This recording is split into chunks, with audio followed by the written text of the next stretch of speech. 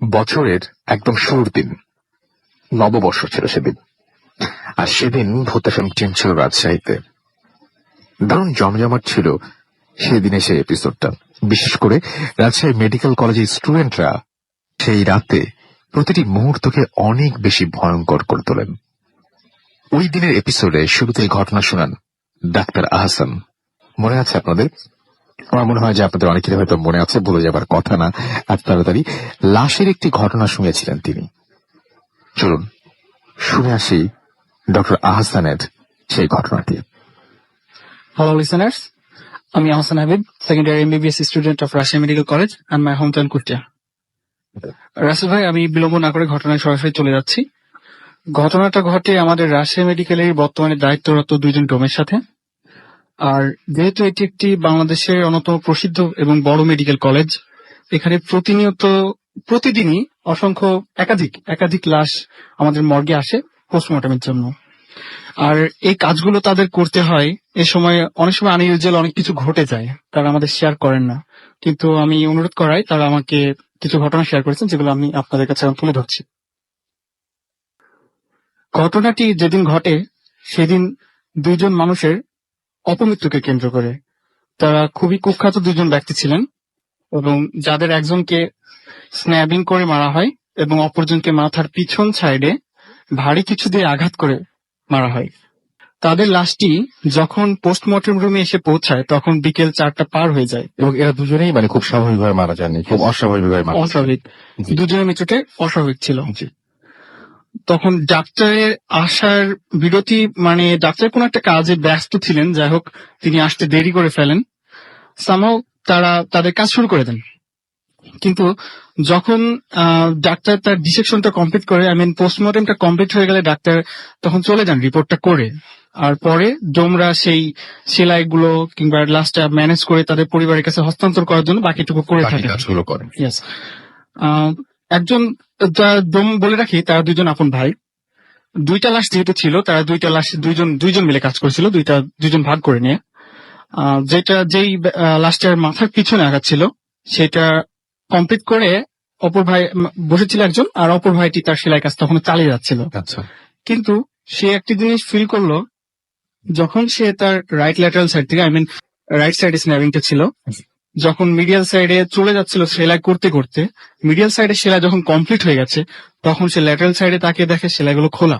আচ্ছা, এটা যদি সবাইকে একটু বোঝানো হয় যায়, হ্যাঁ অবশ্যই, সহজ করে বাংলায় যদি বলে দেওয়া যায় কোন সাইডটাকে বাংলায় কি বলে। আমি বলছি পেটের রাইট সাইডে, জি ওই সাইডটা থেকে একটা সেলাই ছিল নিচেই।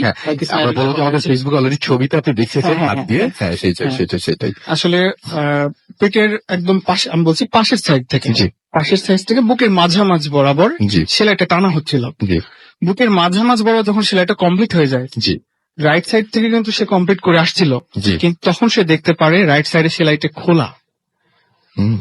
এন্ড ইটস আনইউজুয়াল একদম। তখন সে এটাকে তার মনের ভুল ভাবে এবং ভয় পেয়ে যায়। সে স্বাভাবিকভাবে ভয় পেয়ে যায় এবং তাকে হ্যালুসিনেশন ভেবে ভাবে যে একটু বাইরে থেকে ফ্রেশ হয়ে আছি, তাহলে হয়তো আমার কাজ করতে সুবিধা হবে। এখন সে এটা তার ভাইকে বলে না, যে যাতে সে ভয় পেয়ে যায় কিনা অন্য কিছু ঘটে যায়, সেজন্য তার ভাইকে না বলে সে বাইরে চলে আসে গেটের সামনে একটু সামনে, এবং তার ভাইকে, যেহেতু তার ভাইয়ের কাজ আগে থেকে কমপ্লিট হয়ে যায়, এজন্য বলে যে তুমি এই সেলাইটুকু করে ফেলো, আমি বাইরে আছি। তার ভাই যখন সেলাইটা করতে আসে, সেম কাহিনী তার সাথে হয়। সে যখন সেলাইটা কমপ্লিট করে, এক সাইডে সেলাইটা অটোমেটিক্যালি খোলা দেখতে পায়। দেন সে ভাবে যে হয়তো বা নিডলগুলো আমি সুপারফিশিয়ালি খুবই টেনেছি, যে কারণে সেলাইটা খুলে যাচ্ছে, খুবই আলতো ভাবে টানা হয়েছে কিংবা একদম স্কিনের উপর দিয়ে। আসলে তেমনটা ছিল না। তারপরেও সে মনকে বুঝিয়ে সেলাই টানার জন্য ফার্স্ট যে নিডলটা ওখানে ঢুকিয়েছে, তখনই লাশটা আকস্মিক ভাবে তার হাতটা চেপে ধরে। আচ্ছা, সেই সময় এটা তাদের সাথে হওয়ার কথা না। দীর্ঘদিন ধরে তারা কাজ করছেন এবং ইটস দেয়ার প্রফেশন। তাদের বাপ দাদা তারা সবই এগুলো করে যাচ্ছে। তারপরে সে ভয় পেয়ে যায় এবং চিৎকার করে ফেলে। যে চিৎকারটা ঠিক গেটের সামনে থাকা তার ভাই শুনতে পায়। সে যখনই পিছনের দিকে ঘুরে তাকায়, দেখে তার ভাইটি খুবই বিভ্রান্ত অবস্থায় এসে তার সামনে পায়ের কাছে পড়ে ফেইন্ট হয়ে যায়। আর আমাদের ইমার্জেন্সি ওখান থেকে তো বেশি দূরে না, মর্গ থেকে 2-3 মিনিটের পথ। তার সাথে সাথে ওখানে নেওয়া হয়। ডক্টর ওখানে ছিলেন, জি। তিনি কিছুক্ষণের মধ্যে জ্ঞান ফিরে আসে। যখন জ্ঞান ফিরে যায় তখন তাকে জিজ্ঞাসা করা হয় আসলে কি হয়েছিল। আচ্ছা। তখন সে বলে যখন সে সেলাইটা করছিল জি। ফার্স্ট টাইম এমন হয়, সেকেন্ড টাইম যখন সে সেলাইটা পুনরায় করতে যায় তখন লাশটি তার হাত চেপে ধরে। এন্ড আপনি জেনে অবাক হবেন যে আসলে তার হাতে তখনও 3টে আঙ্গুলের দাগ ছাপ ছিল। পাওয়া গিয়েছিল। একদম এটা সেটা সবচেয়ে ওই সময় কর্তব্যরত অবাক করার চিকিৎসকও মধ্যে। দেখেছিলেন। Right right. এখানে হ্যালোসিনেশনের কোনো প্রশ্ন প্রশ্নই আসে না যদি হতো। আর সবচেয়ে বড় কথা হ্যালুসিনেশন কখন হয় যখন হচ্ছে মানুষজন মানে কি বলবো যে উনি তো নার্ভাস ছিলেন না Yes. ডেফিনেটলি। আসলে হ্যালুসিনেশনটা হয় সাধারণত আমাদের দেহে যে ইলেকট্রোলাইট Right. আছে, অনেকগুলো হুম। ইলেকট্রোলাইট আমাদের দেহে আছে, সেগুলো ইলেকট্রোলাইট ইমব্যালেন্স হলে তখন হ্যালুসিনেশন হয়। হুম। বাট তারা ওখানে প্রফেশনাল, তারা ওইগুলো করে, তাদের Exactly. হওয়ার কোনো প্রশ্ন আসে না। আর ওটা তেমন সিরিয়াস কিছু ছিল না, আমি বলেছি আগেই, হুম, পেটে হুম, হুম, স্ন্যাপিং ছিল জাস্ট Right. এতটুকু, ওটুকু তেমন বড় কিছু না। কিন্তু ঘটনাটা এখানে শেষ হয়ে গেলে পারতো। জি। তারা স্বভাবত ভয় পেয়ে যায় এবং তারা, আপনি জানেন একাধিক ডোম থাকে হাসপাতালে, তারা বিশ্রামে চলে যান কিছুদিনের জন্য, হাসপাতাল কর্তৃপক্ষ তাদের বিশ্রাম দিয়ে দেয়। আচ্ছা। এবং তার বংশধর যারা আছেন, তার বাবা, তার চাচা, এইরকম তারা পরবর্তী 7-8 দিনের জন্য তাদের কাজ করতে বলা হয়। হুম। কিন্তু তার দাদা একটি জিনিস খেয়াল করেন, যখন পরবর্তী একটা লাশ আসে, জি। তিনি লাশটি সম্পূর্ণ ভালোভাবেই মানে ডিসেকশন কমপ্লিট হওয়ার পরে সেগুলো প্রিপেয়ার করে তার আত্মীয় স্বজনের কাছে পৌঁছানোর ব্যবস্থা করে দেন। জি। তিনি, আমাদের নিয়ম আছে ওয়েপন্স গুলো যেগুলো ইউজ করা হয় লাশ ডিসেকশন করার পরে সেলাই করার জন্য কিংবা ম্যানেজ করার জন্য, সেগুলো পরিষ্কার করে ধুয়ে ট্রে আছে, বিভিন্ন ট্রে গুলোতে সাজিয়ে সেলফে রেখে দেওয়া হয়। আপনারা চোখ বন্ধ করে একটু কল্পনা করবেন যে হ্যাঁ। বলছেন উনি। Yes, obviously. জি। And তারপরে তিনি ওইগুলো সাজিয়ে লক করে বের হয়ে আসেন, রুম জি। থেকে বের এসে রুমটা লক করে দেন। সেই সময় ভিতর থেকে একটি চাকু পড়ে যাওয়ার শব্দ তিনি শুনতে পান। আচ্ছা। এটা খুবই আনইউজুয়াল। তিনি ভয় পেয়ে যাননি বললে ভুল হবে, তিনি ভয় অবশ্যই পেয়েছেন। Yes, সেজন্য তিনি perfect. রুমটা আবার খুলেছেন, খুলে দেখেন যেই চাকুটি তিনি সবেমাত্র ওখানে রেখে গিয়েছেন হুম হুম। সেটা নিচে পড়ে আসে। বাট আমি বলতে চাই আমাদের রাজশাহী মেডিকেল কলেজের যে মর্গটা আছে খুবই অত্যাধুনিক, আর এখানে ভিতরে কোনো একটি ইঁদুর ঢোকারও সম্ভাবনা নেই বললেই চলে, Right. এটা এতটাই অত্যাধুনিক। কিন্তু তারপরেও এটা কিভাবে পড়বে, ওখানে বাতাস নেই, চারদিক থেকে আটকানো, এত বড় একটা ওয়েপন, তাও আবার ট্রে যে চারপাশে তো বাউন্ডারি করা থাকে, উঁচু থাকে, ওটার থেকে চাকুটা পড়া কথা না। যাই হোক, সেটা মানে সেটা নিজের ভুল মনে করে সেটা এড়িয়ে যায় এবং আবার চাকুটি যথাস্থানে রেখে বের হয়ে এসে লক করে। কিন্তু রাসেল ভাই সেম কাহিনী, আবার তিনি আবার চাকুর শব্দ শুনতে পান, যেটা আসলে খুবই তার জন্য ভয়ঙ্কর ছিল। জি। সে ওই দিন চাকটা না তুলেই চলে আসে, তিনি আর দ্বিতীয়বার ঢোকার সাহস পাননি। পরদিন যখন তিনি ডিসেকশন রুমে আসেন, মর্গে আসেন, তখন কিন্তু সে চাকুটা ওখানে পড়েছিল। আচ্ছা। এন্ড এটা 7 দিন পরে জি। মর্গের একটা জানালা খোলা হয়, কোন জি। একটা কারণে জানালাটা এয়ারটা মানে চেঞ্জ করার জন্য হতে পারে, মর্গে একটা জানালা খোলা হয়। জানালার পাশে কিন্তু একটা তেঁতুল গাছ আছে, এখনো আছে, ওটা দেখা যায়। তিনি একটি লাশ ডিসেকশন শেষ হয়ে যাওয়ার পরে সেলাই কাজটাই করছিলেন, সেই সময় পাশে একটা গাছ থেকে ধূপ করে কিছু একটা শব্দ, মানে পড়ার শব্দ হয়, কিছু একটা পড়লে যেমন মাটিতে শব্দ হয় তেমন একটা শব্দ হয়।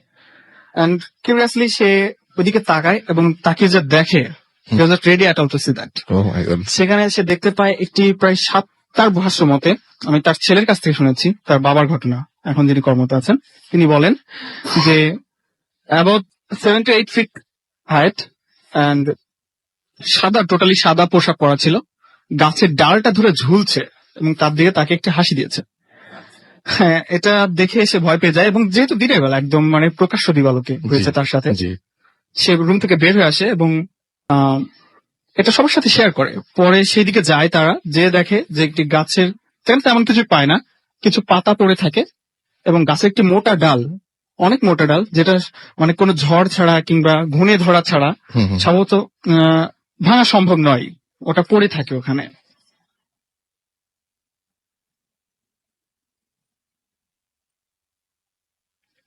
বছরের দ্বিতীয় শুক্রবার আমরা ছিলাম কক্সবাজারে। কক্সবাজারে সবাই যায় বেড়াতে, আমরা গিয়েছিলাম ভয়ের ঘটনা খুঁজতে।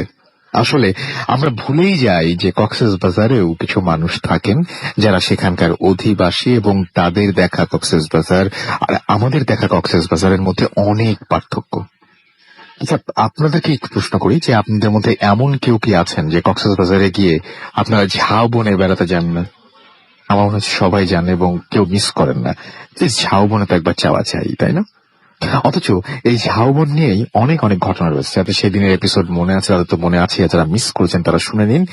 ঝাউবন নিয়ে, কক্সবাজারের ঝাউবন নিয়ে একটি ঘটনা। আসলে প্রথমে যে কক্সবাজারের এত সুন্দর যে কক্সবাজার, কিন্তু ভয়ের ব্যাপার প্রথমে দেখা গেলে নাই, কিন্তু পরে যখন কক্সবাজারে যে আসার পরে যে পরিস্থিতির শিকার লোকজন হচ্ছে, এর মধ্যে কিন্তু দেখা যায় যে ঝাউ বাগানে যে অনেক মৃত লাশ ওখানে পুঁতে ফেলে, এরপরে ঝাউ বাগানে যে আপনার খারাপ জিনিসটা উঠে দাঁড়ায়। আচ্ছা, কি কি দেখা যায় ওখানে, মানে কি কি দেখা যেতে পারে? আমার আপনি একটা কথা বলছিলেন যে সাধারণত সন্ধ্যার পরে ওখানে না যেতে, তো আমি বলেছিলাম যে সন্ধ্যার পরে যেতে নিষেধ করছেন কেন? ওখানে কি ওই যে ছিনতাই ফিনতাই ভয়? আপনি বলেন যে না, ছিনতাই ভয় না, তার চাইতেও বড় ভয় রয়েছে, আপনারা নিজেরাও তো মনে হয় ওখানে যান না। না, সচরাচর রাত্রের বেলা ওখানে যাওয়া ভয়ের যে ব্যাপারটা হয় আর কি। হুম হুম। আমার ফ্রেন্ড, বিশেষ করে আমি ওখানে যাই না, আমার ফ্রেন্ডে যেহেতু ফেস করছে, তো আমার ফ্রেন্ডই বলছে ওখানে না যাওয়ার জন্য। আচ্ছা, যে ওখানে কি ফেস করেছিল, কি দেখেছিল আপনার বন্ধু? আমার 3টা ফ্রেন্ড ঝাউ বাগান থেকে যাচ্ছে, ওর রাত্রে কাজ করে সকালবেলা তো ভার্সিটিতে আসে। এরপরে ফ্রেন্ডরা যখন রাত্রের বেলা গেছে ওখানে ঘুরতে, হুম হুম। তো ঘোরার সময় হঠাৎ একটা ফ্রেন্ড গার্লফ্রেন্ডকে দেখতেছে হুম হুম। দূর থেকে। তো আর 2টা ফ্রেন্ড বলতেছে কি, ভাই এখানে তো তোর গার্লফ্রেন্ড কিভাবে আসবে? হুম হুম। তো এ বলতেছে কি, না আমার গার্লফ্রেন্ডই আছে ওখানে। তো আচ্ছা। এরা দেখতেছে না, কিন্তু পাশাপাশি 2জন আছে, কিন্তু দেখতেছে না ওই গার্লফ্রেন্ডটা। 3জন ফ্রেন্ড ছিল, মাঝখানে একজন যে যে গার্লফ্রেন্ড দেখতেছে আর কি। হুম হুম। তো গার্লফ্রেন্ড দেখার পরে বলতেছে, দোস্ত আমার গার্লফ্রেন্ডের সাথে দেখা করতে হবে, মাস্ট বি দেখা করতে হবে, আমার এখনই যাইতে হবে। হুম হুম। তো তৎক্ষণাৎ এরা 2জনই দেখলো সাদা কাপড় পরা, মানে এক গাছ থেকে অন্য গাছে লাফালাফি করতেছে, মানে এক গাছ থেকে অন্য গাছে এমন দৌড় দিচ্ছে বলার মতো না। আচ্ছা। তো এরপরে এই ফ্রেন্ডটা যেভাবে হোক ওখানে যাবে, হুম এক হুম। প্রকার প্রজেক্ট টাইপের হয়ে গেছে, অনেক শক্তি চলে আসছে এর মধ্যে। এরা 2জন কোন রকমই পারতেছে না একে হ্যান্ডেল করতে। ওকে। তো সচরাচর দেখা গেল কি, এক প্রকার দৌড় দিল এদের মাঝখান থেকে। তো এরা অনেক পেছন পেছন দৌড়তেছে, দৌড়ে যাওয়ার পরে এ যখন গেছে ওর গার্লফ্রেন্ডকে ধরতে, তখন একে এমন জোরে ধাক্কা দিয়েছে, অনেক দূরে গিয়ে পড়ছে তখন। হুম হুম। তো তখন এই কাছে এসে দেখতেছে যে এই জিনিসটা আসলে ওর গার্লফ্রেন্ড না। তো হুম তৎক্ষণাৎ এরা 3জনের মধ্যে একজন দৌড় দিল ঝাউ বাগানের ভেতর। হুম। হুম। তো একটু পরে ওই ঝাউ বাগানের ভেতর যখন দৌড় দিল, তো ও দেখলো কি, ওর বাবা দাঁড়ায় আছে ওখানে। আচ্ছা। তো বাবা যখন দাঁড়ায় আছে, বলতেছে, বাবা তুমি এখানে কি করো? যে ওর ছেলেটাকে বলতেছে, মানে আমার ফ্রেন্ডটাকে বলতেছে আর কি। তো ফ্রেন্ডটার বাবা বললো, আহ, বাবা তুমি এখানে কি করো? তখন তো ফ্রেন্ডটা বলছে, বাবা তুমি এত রাত্রে এখানে কি করো? তো বাবা আমি মাছ ধরতে আসছি, আজকে মাছের মাংস খাবো। ওকে, এবার একটা বিরতিতে যাব এবং বিরতির পরে আবারও ফিরে আসবো। তার আগে জানিয়ে দিই, যারা আমাদের SMS করতে চান তারা মোবাইলের মেসেজ এখানে গিয়ে টাইপ করুন ফুর্তি, FORTI ফুর্তি, স্পেস দিয়ে লিখুন আপনার নাম, স্পেস দিয়ে আপনার মেসেজ পাঠিয়ে দিন 9840 নাম্বারে। আমাদের কাছে জোহান আমাদের SMS করেছেন, শাকিল আমাদের SMS করেছেন, দেখতে পাচ্ছি প্রমিত আমাদের SMS করেছেন, দেখতে পাচ্ছি সুমনা, এছাড়াও সুমনা নারায়ণগঞ্জ থেকে SMS করেছেন, আমাদেরকে SMS করেছেন, দেখতে পাচ্ছি সুমি সিলেট থেকে। এছাড়া আমাদের SMS করেছেন, দেখতে পাচ্ছি আবরার হাসান আমাদের SMS করেছেন উত্তরা থেকে। এছাড়াও আরো অনেকেই আমাদের SMS করেছেন। যারা আমাদের SMS করতে চান তারা তো বলে দিলাম নিয়মটি, এবং যারা আমাদের ইমেইল করতে চান, আমাদের ইমেল অ্যাড্রেস হচ্ছে bhutfm@radiofuርቲ.fm, which is BHWTFM@radiofuርቲ.fm। আপনার নাম, ঠিকানা এবং ফোন নাম্বার সহ আপনার জীবনে ঘটে যাওয়া বা আপনার জানা সেরা ঘটনা লিখে পাঠিয়ে দিন আমাদের কাছে। ঘটনার শুরুতে অবশ্যই উল্লেখ করুন যে ঘটনাটি আপনি স্টুডিওতে এসে শেয়ার করতে চান, নাকি আপনি চান যে আপনার ঘটনা আমরা পড়ে শোনাই। আর যারা দেশের বাইরে রয়েছেন তারা সরাসরি অডিও ক্লিপ পাঠিয়ে দিতে পারেন আমাদের কাছে, এবং আমার তো মনে হয় যে অনেক অডিও ক্লিপ বেশ জমজমাট হয়, আজকেও 2-1টা শুনে ফেলতে পারি। দেখা যাক, আপাতত একটা বিরতিতে যাচ্ছি। Bhoot FM. The night comes alive with Gramophone.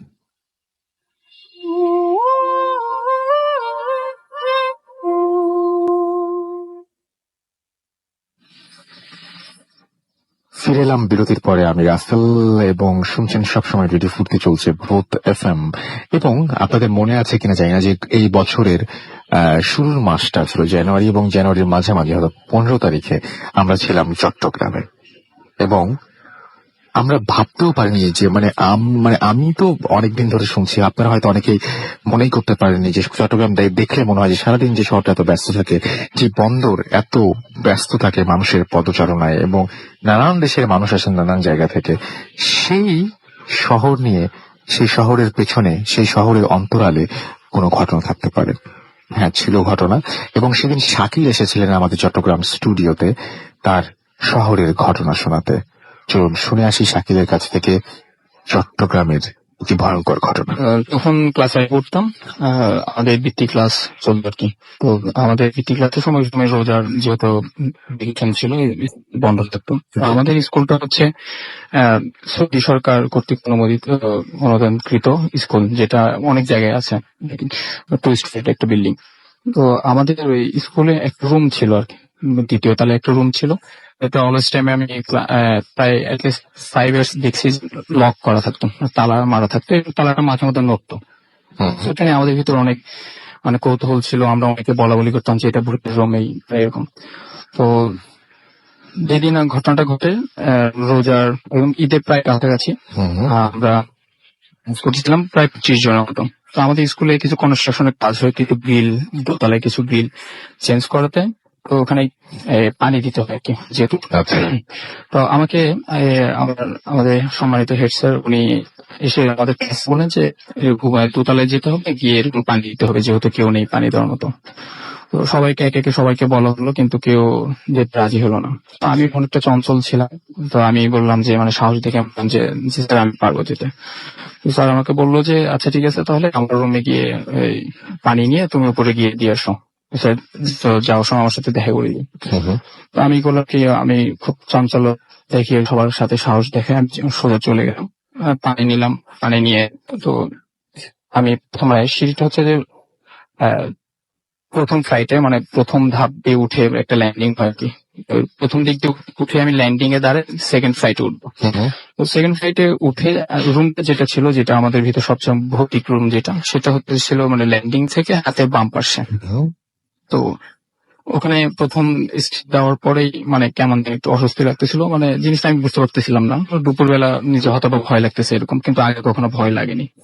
তো আমি এক পা দুপা করে উঠলাম, উঠে যাচ্ছি, হঠাৎ করে দেখলাম যে পাশের রুমে আওয়াজ হচ্ছে আর কি। এই রুম এটাতে দেখা যাচ্ছে কে যেন পা দিয়ে হাঁটা চলা করতেছে, খুব দৌড়াদৌড়ি করতেছে, আমার উপস্থিতি টের পেয়ে কে যেন দৌড়াদৌড়ি করতেছে।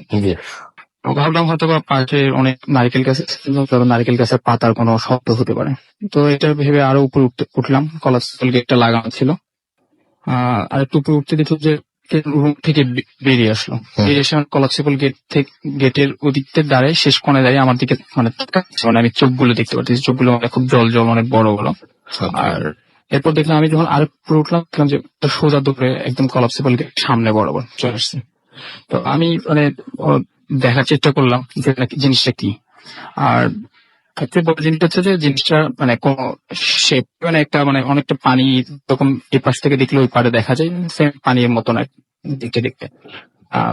প্রায় 12-13 বছর বয়সে ছেলে, আর হাফ প্যানের মতো দেখা যাচ্ছে, এবং মানে জল করে ভাবে তাকায় আছে আমার দিকে, কলাপসিবল গেটের দুই পাশে ধরে অনেকটা আমার দিকে তাকায় আছে যে আমি কি করতেছি। আমি ওটাকে জিনিসটাকে মানে অনেকটা অ্যাভয়েড করে নিলাম, না আমি সামনে দেখি কি করে। আসলে ওর সময় অত বেশি ভাব নাই যে আসলে এটা কি আমার কি ভুল হচ্ছে না অন্য কোনো কিছু। আমি যখন সামনে চলে যাই দেখি আমি ডান পাশের রুমে ঢোকার জন্য মানে আমি ডান পাশের রুমে যাবো, তো দেখলাম যে ওটা ডান পাশের রুমের দিকে চলে গেল। তো ডান পাশের রুম হচ্ছে যে আমাদের ওই ম্যাডামদের রুম, এটা মানে ওখানে বসার একটা বই রাখার জন্য একটা জায়গা ছিল। রুমের ভিতরে টোটাল একটা পার্টিশন ওয়াল দিয়ে 2টা রুম করা হয়। আমি কলাপসিবল গেটটা খুললাম, খুলে আমি গেলাম রুমের ভিতর, ঢুকে একটা জানালায় আমি শুধু পানিটা দিচ্ছি। এরপর দেখলাম যে ভিতর রুম থেকে অনেক শব্দ হচ্ছে, মানে খুব খসমস আওয়াজ, বই পড়ে যাওয়ার একটা শব্দ, এরপর মানে গঙ্গানি টাইপের শব্দ হচ্ছে। তো আমি মানে চিন্তা করে গেলাম আসলে জিনিসটা কি। এরপর আমি আবার করলাম কি ব্যাক আসলাম, আমি বললাম ওই পরের রুমটাতে যাবো কি যাবো না। একটু আবার যখন ব্যাকে আসি তখন দেখি যে ওই জিনিসটা থেমে যায়, মনে হয় আমার সামনে আমাকে আবার ফলো করতেছে। তো এরপর যখন আমি আবার আবার ভিতর দিক ঢোকার চেষ্টা করলাম, দেখলাম ওটা ভিতরে আরো কোনায় চলে গেল, মানে মনে হচ্ছে যে আমাকে ভয় পেয়েও ভিতরে চলে যাচ্ছে। তো এরপর দেখলাম যে যেমন মুরগির এই হাড্ডি যেভাবে চাবালে যেরকম শব্দটা হয় এরকম একটা শব্দ আসতেছে, এবং সাথে সাথে দেখো সেলফ থেকে অনেকগুলো বই পড়ে গেল। তো এটা দেখার সাথে সাথে আমি করলাম কি, আমি পানির পাত্র থেকে ওইখানে পানিগুলো সবগুলো ঢেলে দিয়ে আমি তাড়াতাড়ি নিচে চলে আসছি। এসে আমি স্যার রুমে পাত্রটা রেখে ক্লাসে আসলাম। আমাকে জিজ্ঞেস করতেছে, স্যার এতক্ষণ কই ছিল? আমি বলছি, স্যার এতক্ষণ কই ছিলাম মানে আমি তো পাইতে ছিলাম। বলছে, পানি কোথায় দিতে গেছিলা? আমাকে তো আমি তো তোমাকে বলছিলাম যে আমার সাথে দেখা করার জন্য। আমি বলছি, স্যার আপনার সাথে কেন দেখা করবো? বলছে, যে তুমি পানি দিতে গেছো যে কলেস্ট্রল গেট লক করা, তুমি তো আমার থেকে চাবি নিতে হবে, তুমি চাবি নাও নাই কেন? তো এরপর আমি বললাম, না স্যার আমি তো গেছি, ওখানে গিয়ে আমি তো পানি দিছি, আপনি গিয়ে দেখেন। তো ওনার সাথে তর্ক, মানে অনেকটা তর্ক হয় আর কি আমার সাথে। তো উনি পরে আমাকে বলে যে, ঠিক আছে তুমি আমার সাথে মিথ্যা কথা বলতেছো, আচ্ছা আমার সাথে চলো। তো গিয়ে দেখি যে আসলে হ্যাঁ কলেস্ট্রল গেটটা তালা মারা, কিন্তু যেটা আমি মানে ওখানে আপনার যাওয়ারই কথা না, কোনো হ্যাঁ, ওটা আমার যাওয়ারই কথা না। উপায় নেই। হ্যাঁ, এরপর হেড স্যার আমাকে করে কি এই মিথ্যা বলার জন্য, মানে উনি মনে করছে আমি মিথ্যা কথা বলেছি, এই জন্য আমাকে মানে পুরো ক্লাসটাতে প্রায় টানা 4 ঘন্টা একটা ক্লাস হয়, যেটাতে আমাকে দাঁড় করে রেখেছিল আর কি। ওকে। আর সেটাই ছিল আমার ঘটনা। আরো একবার সবাইকে স্বাগত জানাচ্ছি, আমি রাসেল। এবং আমরা চট্টগ্রামের ঘটনার পরে এবার একটা ময়মনসিং এর ঘটনায় যাব। ময়মনসিং এর এপিসোডটি আমাদের মনে থাকবে, সেটা হচ্ছে যে ময়মনসিং এ আমরা ছিলাম 22 তারিখে, এবং ময়মনসিং এ ভূত এফএম এর সেই এপিসোডটি শেষ হয়ে যাওয়ার আগেই আমাদের শেষ করতে হয়েছিল। এবং একটা জিনিস আমাদের আজীবন মনে থাকবে, সেটা হচ্ছে যে ময়মনসিং এর মানুষের আমাদের জন্য যে ভালোবাসা, ভূত এফএম এর জন্য যে ভালোবাসা, আমাদের নিজেদেরকে সেদিন সত্যি ধন্য মনে হয়েছিল ময়মনসিং এ গিয়ে। এবং সেদিন ময়মনসিং স্টুডিওতে এসেছিলেন শুভ্র তার ঘটনা শোনাতে। আমরা এখন শুভ্রর ঘটনা শুনবো, এবং সেই সাথে আপনি যেরকম শুভ্রর ঘটনা শুনে ভয় পাবেন, আমি ভয়ও পাবো একইভাবে। হয়তো শুভ্রর ঘটনার সাথেই আমি চলে যাব, একটু নস্টালজিক হয়ে যাবো, সেদিনে সেই দিনটাই চলে যাবো, এবং সেই ভালোবাসাগুলো আবারও ফিরে ফিরে পাবো। And thank you Mymensingh, thank you very much. আমরা চলে যাচ্ছি ঘটনায়। রাসেল ভাই, আমি সরাসরি ঘটনাটি শুরু করছি। আমার ঘটনাটি স্টার্ট হয়েছিল 2014 সালের 13 এপ্রিল, অর্থাৎ পয়লা বৈশাখের আগের দিন। ঘটনাটি স্টার্ট হয়েছিল নেত্রকোনায়। ঘটনাটার শুরুতে আমার একটা অভ্যাস ছিল সকালবেলা মর্নিং ওয়াক করার, এখনো পর্যন্ত আছে। তো মর্নিং ওয়াকে বেরিয়েছিলাম আমি আমার ফ্রেন্ডের সাথে, 2জন ফ্রেন্ড আমার সাথে ছিল। তো মর্নিং ওয়াক করার এক পর্যায়ে শেষের দিকে আমরা রেস্ট নেওয়ার জন্য একটা নদীর ধারে, নেত্রকোনার বিখ্যাত মগরা নদী, সেই মগরা নদীর ধারে বসেছিলাম মাঝবাজার এলাকায়। তো রেস্ট নিচ্ছিলাম, নিয়ার অ্যাবাউট 7টা কি 7:30 বাজে ওই সময়। এবং যে প্লেসটা মোটামুটি খুব ঠান্ডা প্লেস ছিল, আশেপাশে মানুষজন নেই বললেই চলে। তো আমরা রেস্ট নেওয়ার এক পর্যায়ে কিছুক্ষণ পরে 10-15 মিনিট পরে আমার কেন জানি মনে হচ্ছিল যে আমরা এখানে 3জন ছাড়াও আশেপাশে হয়তোবা কেউ আছে। তো আমি একটু ডানে বামে তাকানোর পর দেখলাম অনেক দূরে 4-5টা ছেলে মেয়ে খেলাধুলা করছে, তাছাড়া আমাদের ধারে কাছে কেউ নেই। তো আমি একটু আমার কেমন যেন ওয়ার্ড ফিল হচ্ছিল যে কি আমাদের আশেপাশে কেউ যেন ঘুরে যাচ্ছে, এরকম মনে হচ্ছিল। দেন আমি আমার ফ্রেন্ডকে বললাম, তুমি কি কিছু দেখতে পাচ্ছ কিনা বা কোনো কিছু অনুভব করছো কিনা? তো সে বললো যে না, আমি এরকম কিছু ফিল করছি না। কিন্তু আমার কেন যেন খুব মানে কিছু একটা মনে হচ্ছিল যে কোনো একটা খারাপ কিছু একটা হতে যাচ্ছে বা কিছু একটা আছে। দেন আমি ওখান থেকে চলে আসলাম। কিছুক্ষণ পরেই আমরা চলে আসলাম ফ্রেন্ড সবাই মিলে। সমস্যাটি শুরু হলো সেদিন বিকাল থেকে। বিকালবেলা হঠাৎ করে আমি অসুস্থ হয়ে যাই, এবং রীতিমতো বললে যেটা চলে যায়, আমি অসুস্থ একটু কমই হতাম, কিন্তু সেদিন আমি হঠাৎ করে জ্বর, এবং 1 ঘন্টার মাঝখানে আমার জ্বর 102 ডিগ্রি সেন্টিগ্রেড পর্যন্ত চলে গেল। এবং আমি মোটামুটি সন্ধ্যা লাগাত ভালোই অসুস্থ হয়ে যাই। আমি বিছানায় শুয়েছিলাম। সন্ধ্যা পেরিয়ে রাত 8টা বাজলো। 8টা বাজার পরে আমার চোখটা কেমন যেন লেগে আসছিল। আমি সেটা ঘুমিয়ে পড়েছিলাম বা কি আমি সেটা বলতে পারছি না। চোখ বন্ধ করে থাকা অবস্থায় আমার কেন জানি সবকিছু ফ্ল্যাশব্যাক হওয়া শুরু করছে। মনে হচ্ছে কেউ আমাকে দিয়ে করাচ্ছে বিষয়টা, আমি নিজে করতে যাচ্ছি না, বাট আমি সেটা ফিল করছি। সবকিছু ফ্ল্যাশব্যাক হওয়া শুরু করেছে, আমি পিছন দিকে ফিরে যাচ্ছি আজকে। ফিরতে ফিরতে ঠিক সেই সকালবেলা যেখানে আমি বসেছিলাম, আমার চোখের সামনে ক্লিয়ারলি ভাসছিল যে আমরা যেখানে বসেছি সেখানে, এবং পারপেন্ডিকুলারলি 90 ডিগ্রি অ্যাঙ্গেল করে একটা ফিগার, ছোট্ট একটা ফিগার, তুলার মতো সাইজের ফিগারে কোনো কিছু ছিল না, বাট ছিলার মতো দেখতে। হ্যাঁ, তুলার মতো আচ্ছা। দেখতে বলতে খুব গোলাকার, আচ্ছা, সাইজে ছোট, আচ্ছা, আচ্ছা, তুলা কি বলা যেতে পারে। ইন্টারেস্টিং। তিনটা চোখ, তিনটা চোখ। তিনটা চোখ, আচ্ছা, নাথিং মোর দেন তিনটা চোখ, এবং সেটা 90 ডিগ্রি অ্যাঙ্গেল করে আমাদেরকে ঘুরছে, সার্কেল করছিল। সার্কেল করছে 90 ডিগ্রি অ্যাঙ্গেলে, টোটালি সার্কেল ও আচ্ছা আচ্ছা, 90 ডিগ্রি অ্যাঙ্গেল। আচ্ছা, সামনে যাচ্ছে একবার, পেছনে আসছে একবার, এরকম ভাবে। টোটালি ঘুরছে না। ওকে। দেন আমি জাস্ট আমি সেটা দেখছি, বাট মনে হচ্ছে কেউ যেন আমাকে দেখাচ্ছে সেটা। হঠাৎ করে আমার মনে হলো যে আমি সে সময় শুয়েছিলাম, আপনি যদি শুয়ে থাকেন রাসেল ভাই, হঠাৎ করে যদি উপর থেকে একটা বস্তা বা বড় যদি কিছু আপনার উপর পড়ে যায়, আপনার যেরকম ফিল হবে, মনে হলো সেই ফিগারটা আমার চোখের দিকে সরাসরি চলে আসে এবং সাথে সাথে আমার চোখ খুলে যায়। মানে আমি মনে করলাম যে আমি ঘটনাটা আসলে সরাসরি হয়নি, কিন্তু আমি জাস্ট এটা ফিল করেছি। দেন আমি দেখলাম সম্পূর্ণ শরীর আমার ঘেমে আমার জ্বর মোটামুটি চলে গিয়েছে, বাট মাথা ব্যথা, সেদিন থেকে মাথা ব্যথা শুরু হয়। দেন পরের দিন আমি সেই জায়গায় যাই আমার ফ্রেন্ডের সাথে, পয়লা বৈশাখের শুরুতেই ঠিক সেই টাইমে 7:30টার দিকে আমি যাই। যাওয়ার পর আমি সেখানে তেমন কিছুই পাইনি। চলে আসার সময় জাস্ট ওই এরিয়াটা ক্রস করার সময় আমার কানে কিছু একটা বলছিল, যে ভয়েসটা আমি মানুষের ভয়েস বলবো না কিসের ভয়েস বলবো বুঝতে পারছি না, বলছিল যে পেছনে লেগে থাক, পেছনে লেগে থাক। একটা কথা পেছনে লেগে থাকবো, মানে আপনাকে বলছে কেউ? হ্যাঁ, আমাকে বলছে পেছনে লেগে পেছনে লেগে সাথে সাথে আমি পাশে যে দুইজন ছিল ফ্রেন্ডদেরকে আমি বললাম যে এরকম কিছু দেখতে পাচ্ছ কিনা, যে অনুপম তুমি কিছু দেখতে পাচ্ছ কিনা, এরকম শুনতে পাচ্ছ কিনা। না, আমি এরকম কিছু শুনতে পারিনি। তো শুধুমাত্র আপনি? শুধুমাত্র আমি, আমার সাথে অনুপম এবং অপূর্ব আমার দুজন ফ্রেন্ড ছিল, কিন্তু তারা এটা কোনো কিছু ফিল করেনি।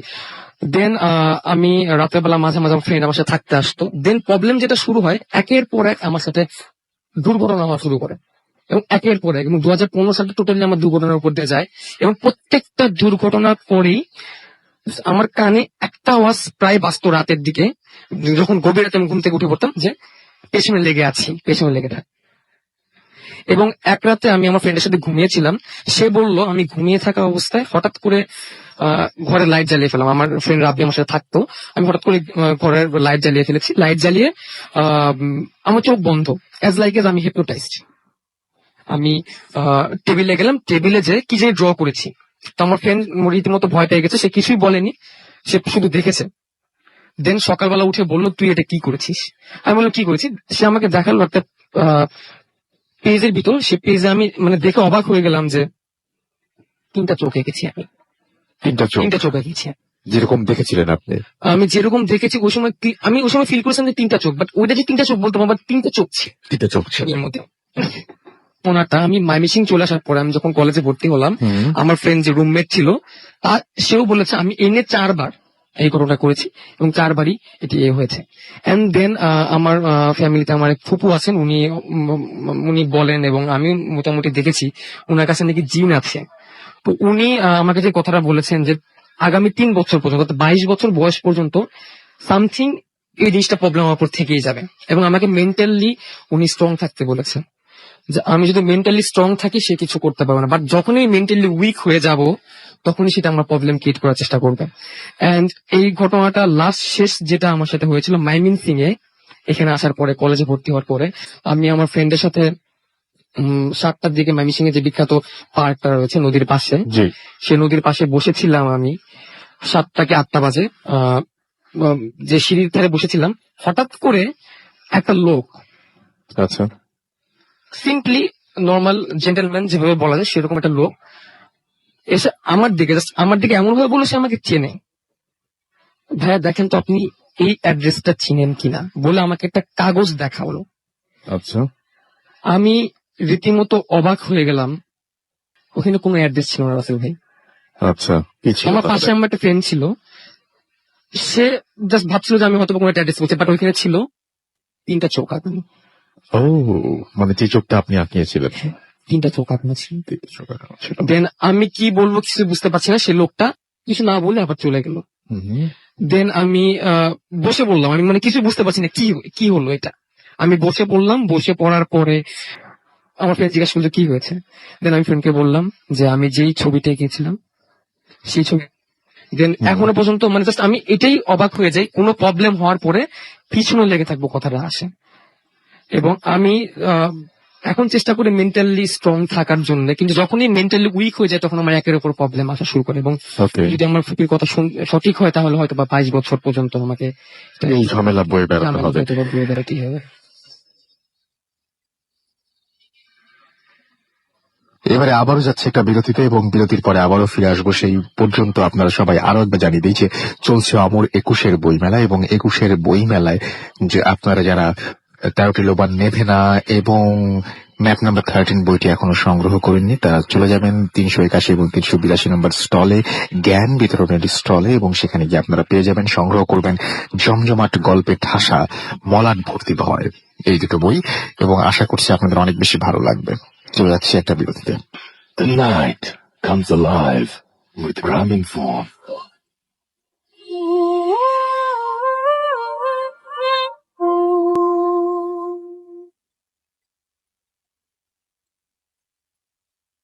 Welcome back.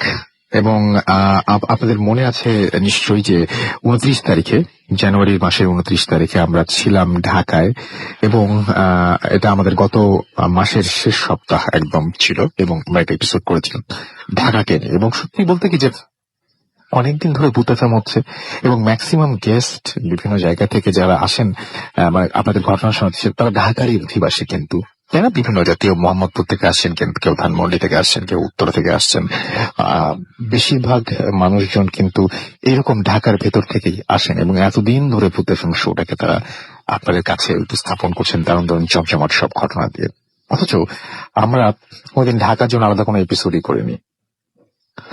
তো এই ভাবনা থেকে ঢাকা নিয়ে একটা এপিসোড করেছিলাম এই গত মাসের শেষ সপ্তাহে, এবং এই মাসের শেষ সপ্তাহে সেই ঘটনা আমরা শুনছি। আমাদের ঢাকা এপিসোড সেদিন আমাদের ঢাকা এপিসোড এসেছিলেন সাবিলা, এবং তিনি শুনেছিলেন হাসপাতালে তার সাথে ঘটে যাওয়া দারুণ একটা ঘটনা। এবং হাসপাতালে আপনারা কোনোদিন ভর্তি থেকেছেন কিনা আমি জানি না, যদি ভর্তি থেকে থাকেন বা এই মুহূর্তে যদি কেউ হাসপাতাল থেকে আমাকে শুনে থাকেন, এরকম কিন্তু ঘটনা ঘটেছে যে হাসপাতালে শুয়ে শুয়ে ভূতাচাম শুনছেন। তো যদি শুনে থাকেন তাহলে আমার মনে হয় যে আপনার জন্য না শোনাটাই বেটার, কারণ ঘটনাটা বেশ ভয়ের, এবং আপনি যদি হসপিটালে থাকেন তাহলে তো আপনার জন্য অবশ্যই ভয়ের।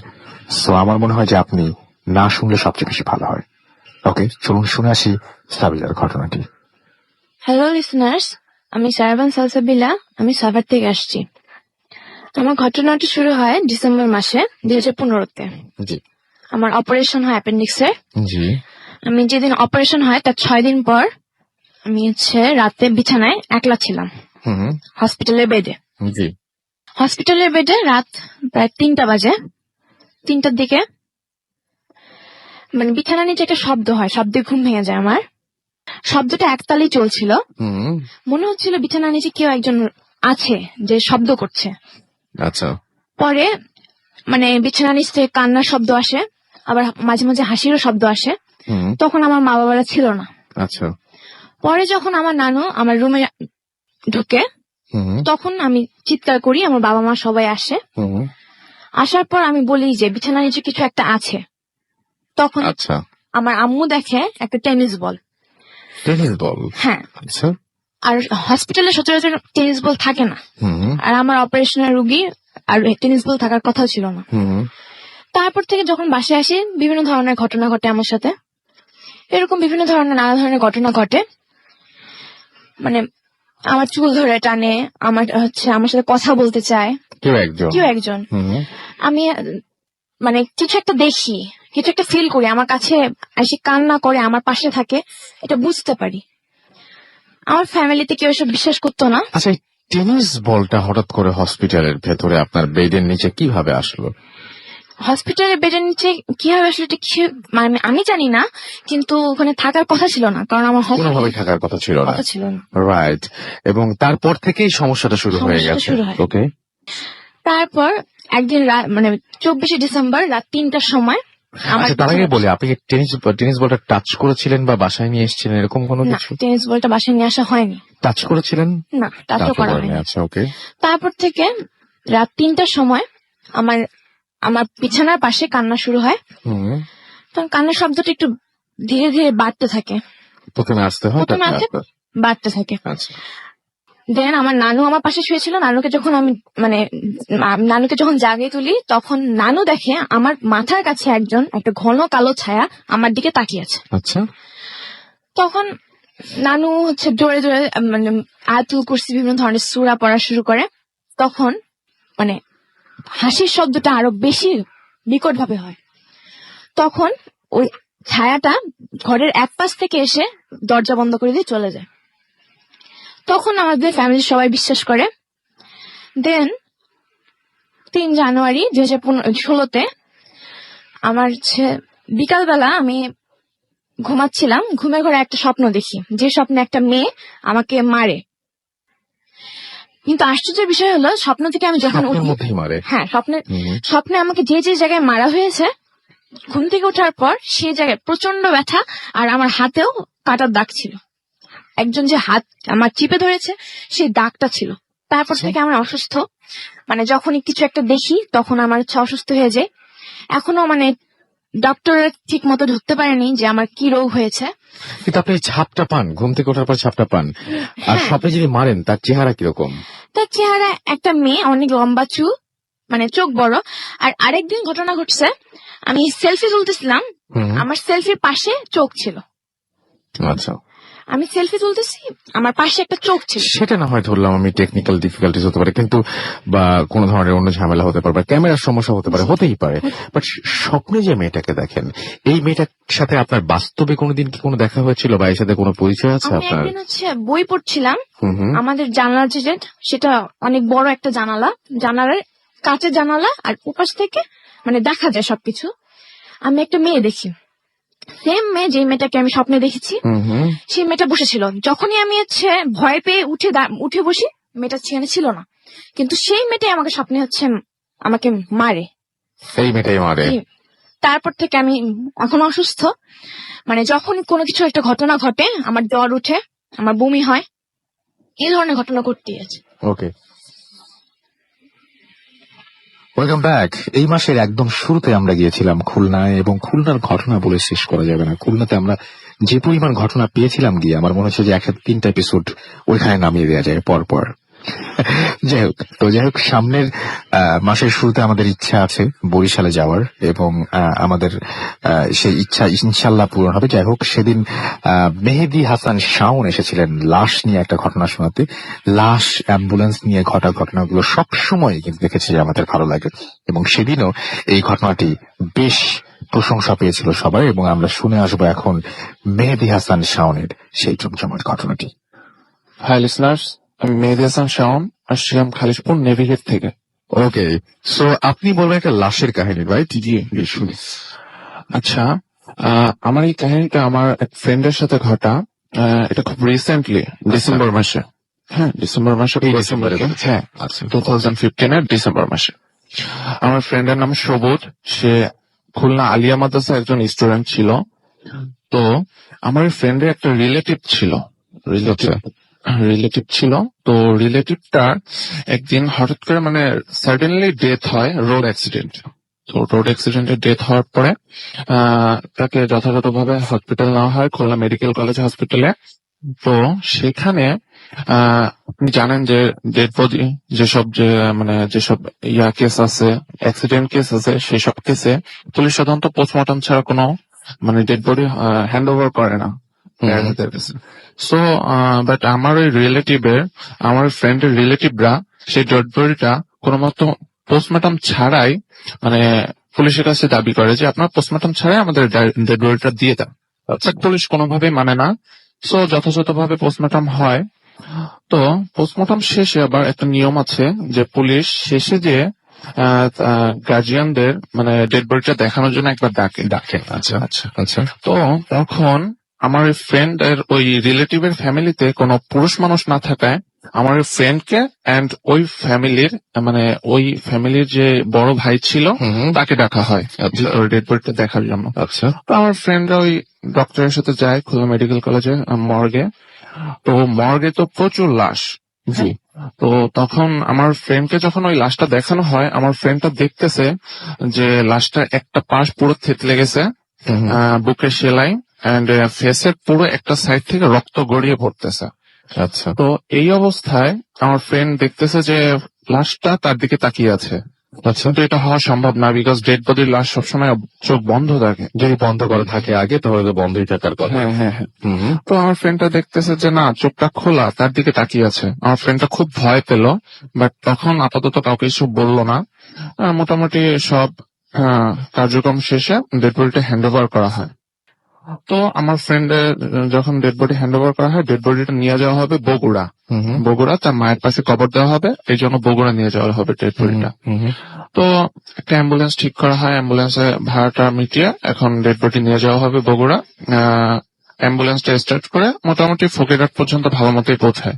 আচ্ছা, আচ্ছা, ফকিরহাট যাওয়ার পর অ্যাম্বুলেন্স আর চলতেছে না, আর যাচ্ছে না সামনে। তো এখন ড্রাইভারকে বলতেছে কেন যাচ্ছে না। তো তখন ড্রাইভার বলতেছে যে ফার্স্টে বলতেছে যে হয়তোবা অ্যাম্বুলেন্সে পেট্রোল নাই, এই জন্য হয়তোবা যাচ্ছে না অ্যাম্বুলেন্স। তো ড্রাইভার একটু পর চেক করলো, যে দেখলাম যে না, পেট্রোল ঠিক আছে, তেলে কোনো প্রবলেম নাই, বাট অ্যাম্বুলেন্সটা সামনে আগাচ্ছে না।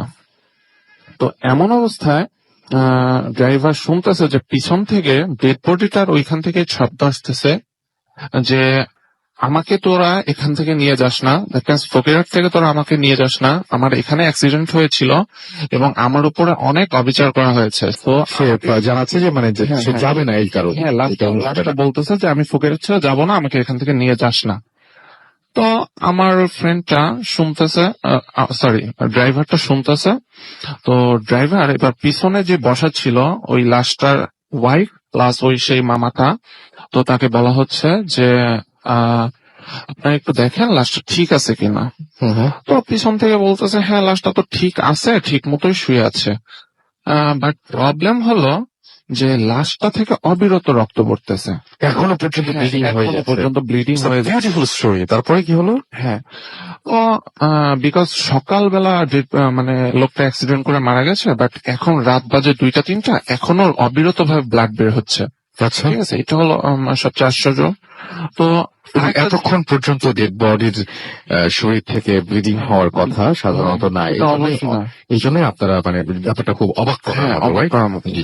আচ্ছা, তো আরেকটা অবাক করার জিনিস হলো ডেড বডিতে থাকে একটা কিরকম একটা অস্বস্তিকর ফিলিংস বের হচ্ছিল। আমরা যেমন আমাদের পাশে কেউ দাঁড়ালে বা কেউ থাকলে একটু গরম গরম কেমন একটা ভাব বের হচ্ছিল। গরম গরম যে একটা ভাব বের হওয়ার কথা, সেরকম অদ্ভুত সেরকম ব্যাপার। গরম ভাব বের হচ্ছে। কারণ আমরা সাধারণত জানি যে যখন মানুষ মারা যায় তারপরে মানে টেম্পারেচার ফল করে হ্যাঁ, হ্যাঁ। এবং মানুষ ঠান্ডা হয়ে যায়। Temperature কিন্তু low আপনি হয়ে বলছেন যায়। হ্যাঁ, এবং আপনি বলছেন যে সেখান থেকে গরম একটা ভাব বা বাতাস বের হয়ে আসছিল।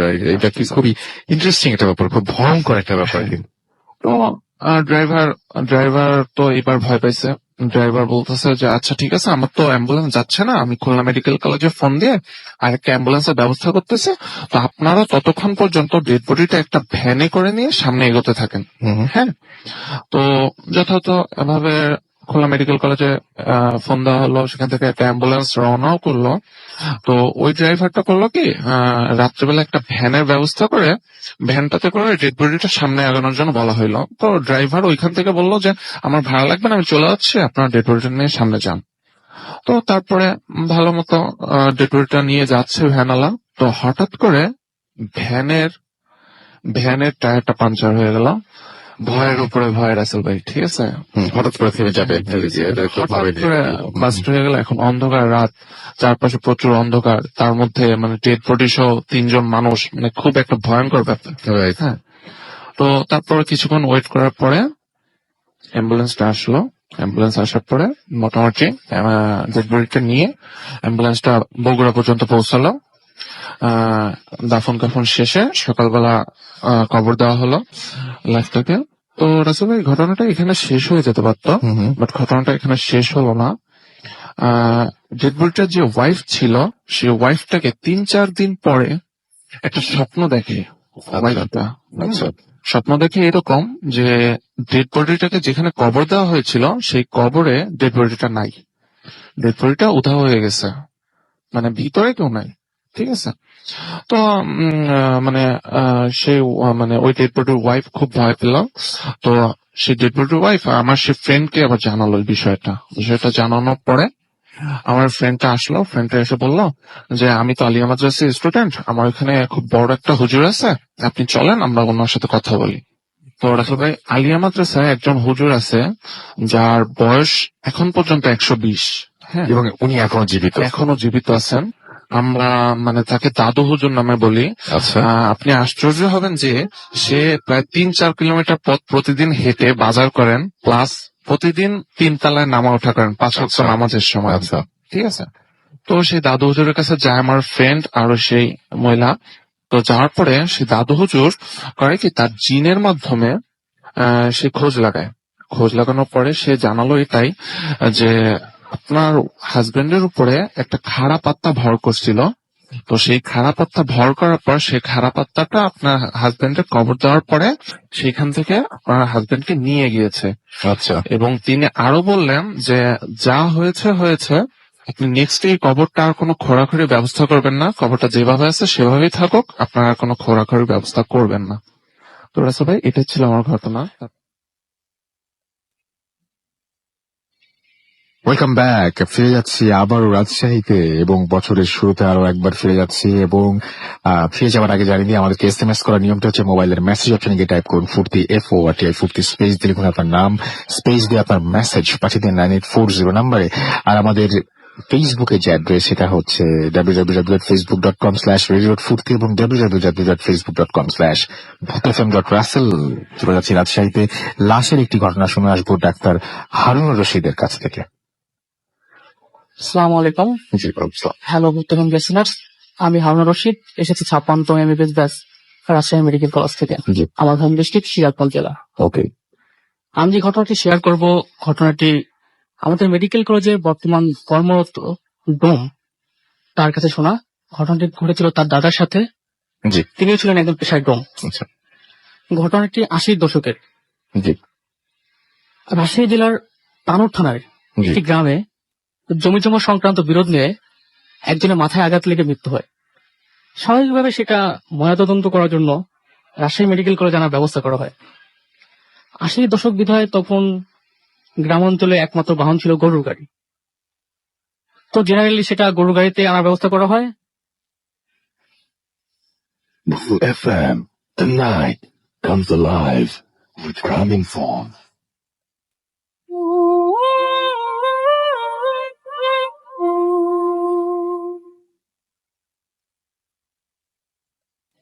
ফিরে এলাম বিরতির পরে। আমি রাসেল এবং শুনছেন সবসময় রেডিও ফুর্তি, চলছে ভূত FM। এবং আপনাদের মনে আছে কিনা জানি না যে এই বছরের শুরুর মাসটা ছিল জানুয়ারি, এবং জানুয়ারির মাঝামাঝি অর্থাৎ 15 তারিখে আমরা ছিলাম চট্টগ্রামে। এবং আমরা ভাবতেও পারিনি যে মানে আমি তো অনেকদিন ধরে শুনছি, আপনারা হয়তো অনেকেই মনেই করতে পারেননি যে চট্টগ্রাম দেখলে মনে হয় যে সারাদিন যে শহরটা এত ব্যস্ত থাকে, যে বন্দর এত ব্যস্ত থাকে মানুষের পদচারণায়, এবং নানান দেশের মানুষ আসেন নানান জায়গা থেকে। সেই শহর নিয়ে, সেই শহরের পেছনে, সেই শহরের অন্তরালে কোনো ঘটনা থাকতে পারে। হ্যাঁ, ছিল ঘটনা। এবং সেদিন শাকির এসেছিলেন আমাদের চট্টগ্রাম স্টুডিওতে তার শহরের ঘটনা শোনাতে। চলুন শুনে আসি শাকিরের কাছ থেকে চট্টগ্রামের একটি ভয়ঙ্কর ঘটনা। তখন ক্লাস 5 পড়তাম। আমাদের বৃত্তি ক্লাস চলতো। তো আমাদের বৃত্তি ক্লাসের সময় রোজার যেহেতু বিজ্ঞান ছিল, বন্ধ থাকতো। তো আমাদের স্কুলটা হচ্ছে সৌদি সরকার কর্তৃক অনুদানকৃত স্কুল, যেটা অনেক জায়গায় আছে, টুরিস্ট একটা বিল্ডিং। তো আমাদের ওই স্কুলে একটা রুম ছিল আর কি, 2য় তলায় একটা রুম ছিল। এটা অলওয়েজ টাইমে আমি প্রায় 5 ইয়ার্স দেখছি লক করা থাকতো, তালা মারা থাকতো, তালাটা মাঝে মধ্যে নড়তো। এটা নিয়ে আমাদের ভিতর অনেক মানে কৌতূহল ছিল, আমরা অনেকে বলা বলি করতাম যে এটা ভূতের রুম, এরকম। তো যেদিন ঘটনাটা ঘটে রোজার এবং ঈদের প্রায় কাছাকাছি, আমরা কাজ করতেছিলাম প্রায় 25 জনের মতো। তো আমাদের স্কুলে কিছু কনস্ট্রাকশনের কাজ হয়, কিছু গ্রিল, দোতলায় কিছু গ্রিল চেঞ্জ করাতে, তো ওখানে পানি দিতে হয় আর কি, যেহেতু। তো আমাকে আমাদের সম্মানিত হেড স্যার উনি এসে আমাদের ক্লাস বলেন যে দোতলায় যেতে হবে, গিয়ে এরকম পানি দিতে হবে, যেহেতু কেউ নেই পানি দেওয়ার মতো। তো সবাইকে একে সবাইকে বলা হলো, কিন্তু কেউ যেতে রাজি হলো না। তো আমি অনেকটা চঞ্চল ছিলাম, তো আমি বললাম যে মানে সাহস দেখে বললাম যে স্যার আমি পারবো যেতে। তো স্যার আমাকে বললো যে আচ্ছা ঠিক আছে, তাহলে আমরা রুমে গিয়ে পানি নিয়ে তুমি উপরে গিয়ে দিয়ে আসো। স্যার তো যাওয়ার সময় আমার সাথে দেখা করি। তো আমি বললাম কি আমি খুব চঞ্চল দেখিয়ে খাবার সাথে সাহস দেখে আমি সোজা চলে গেলাম। পানি নিলাম, পানি নিয়ে তো আমি মানে সিঁড়িটা হচ্ছে যে আহ, প্রথম ফ্লাইটে মানে প্রথম ধাপ দিয়ে উঠে একটা ল্যান্ডিং হয় আর কি। তো প্রথম দিক দিয়ে উঠে আমি ল্যান্ডিং এ দাঁড়ায় সেকেন্ড ফ্লাইটে উঠবো। তো সেকেন্ড ফ্লাইটে উঠে রুমটা যেটা ছিল, যেটা আমাদের ভিতরে সবচেয়ে ভৌতিক রুম যেটা, সেটা হচ্ছে ছিল মানে ল্যান্ডিং থেকে হাতের বাম পাশে। তো ওখানে প্রথম স্টেপ দেওয়ার পরেই মানে কেমন যেন একটু অস্বস্তি লাগতেছিল, মানে জিনিসটা আমি বুঝতে পারতেছিলাম না। দুপুরবেলা নিজে হয়তো বা ভয় লাগতেছে এরকম, কিন্তু আগে কখনো ভয় লাগেনি। তো আমি এক পা দুপা করে উঠলাম, রুম এটাতে দেখা যাচ্ছে কি যেন পা দিয়ে হাঁটা চলা করতেছে, খুব দৌড়াদৌড়ি করতেছে, মানে আমার উপস্থিতি টের পেয়ে কে যেন দৌড়াদৌড়ি করতেছে।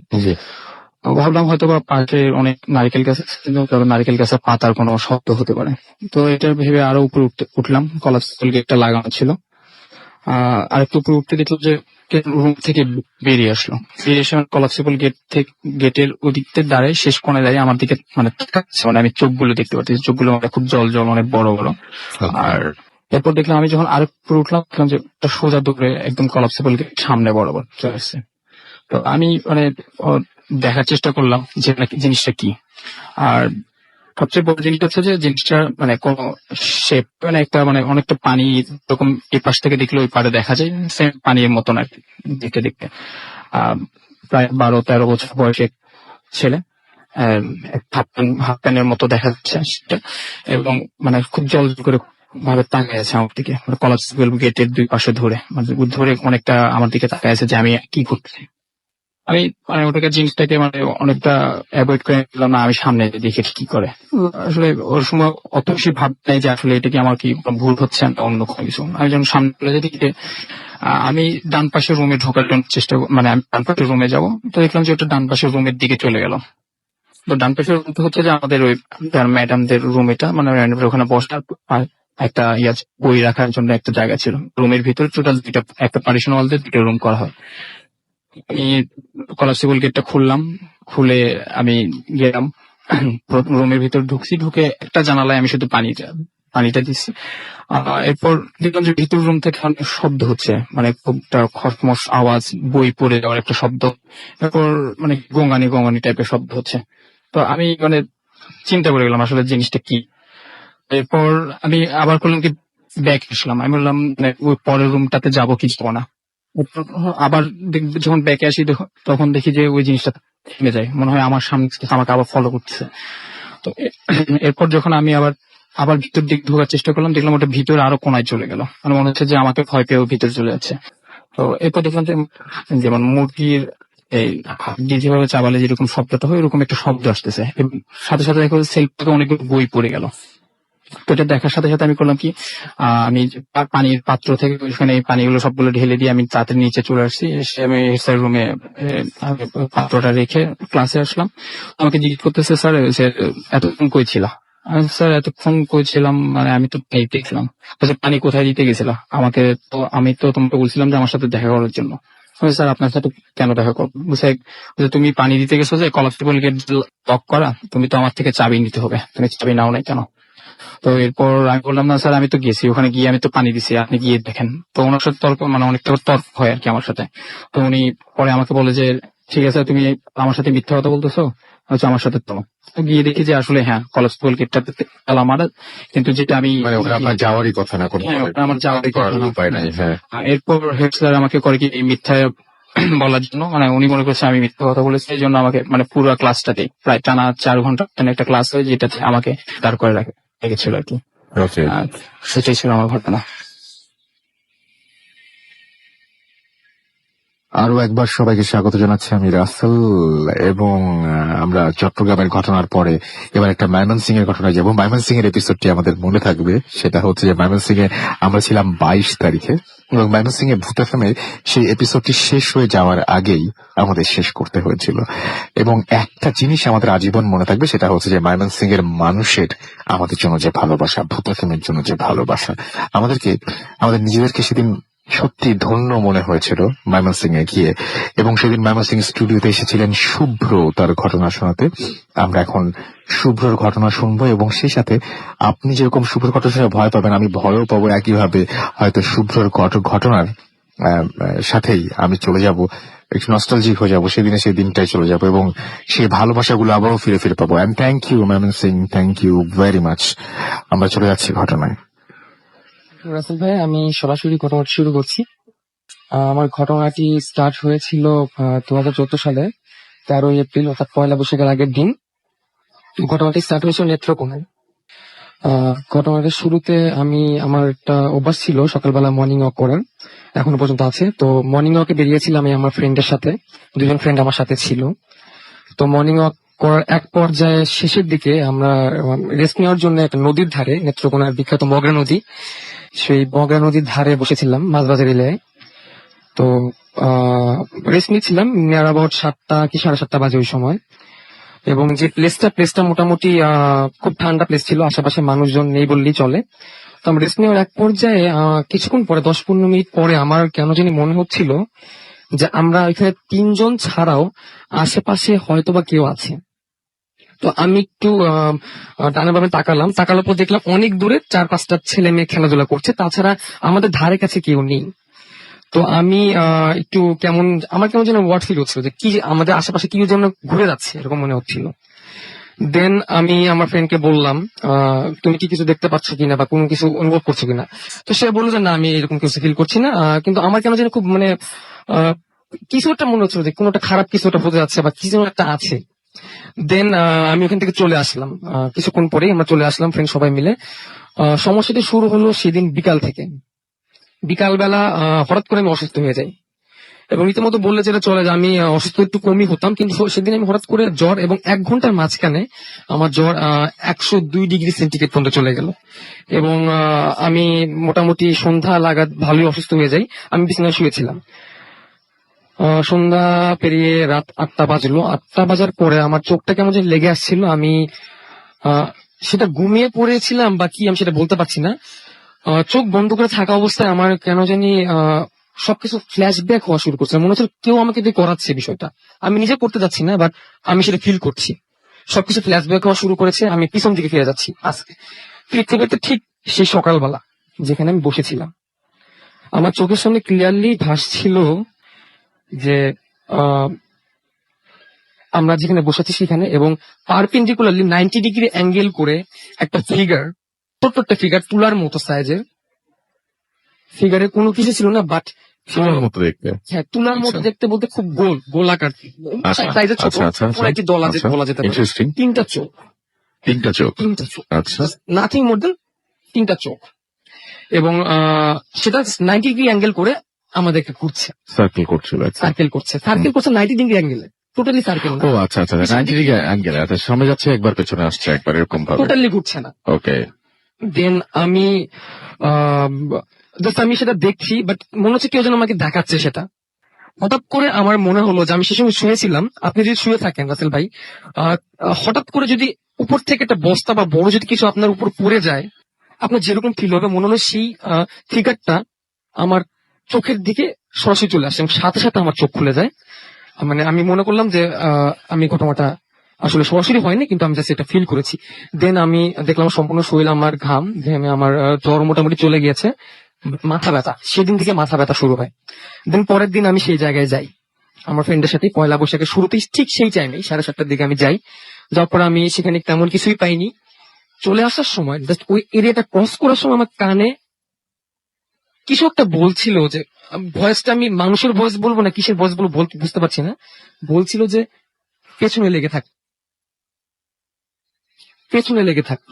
একটা কথা, পেছনে লেগে থাকবো মানে আপনাকে বলছে কেউ? হ্যাঁ, আমাকে বলছে পেছনে লেগে থাক।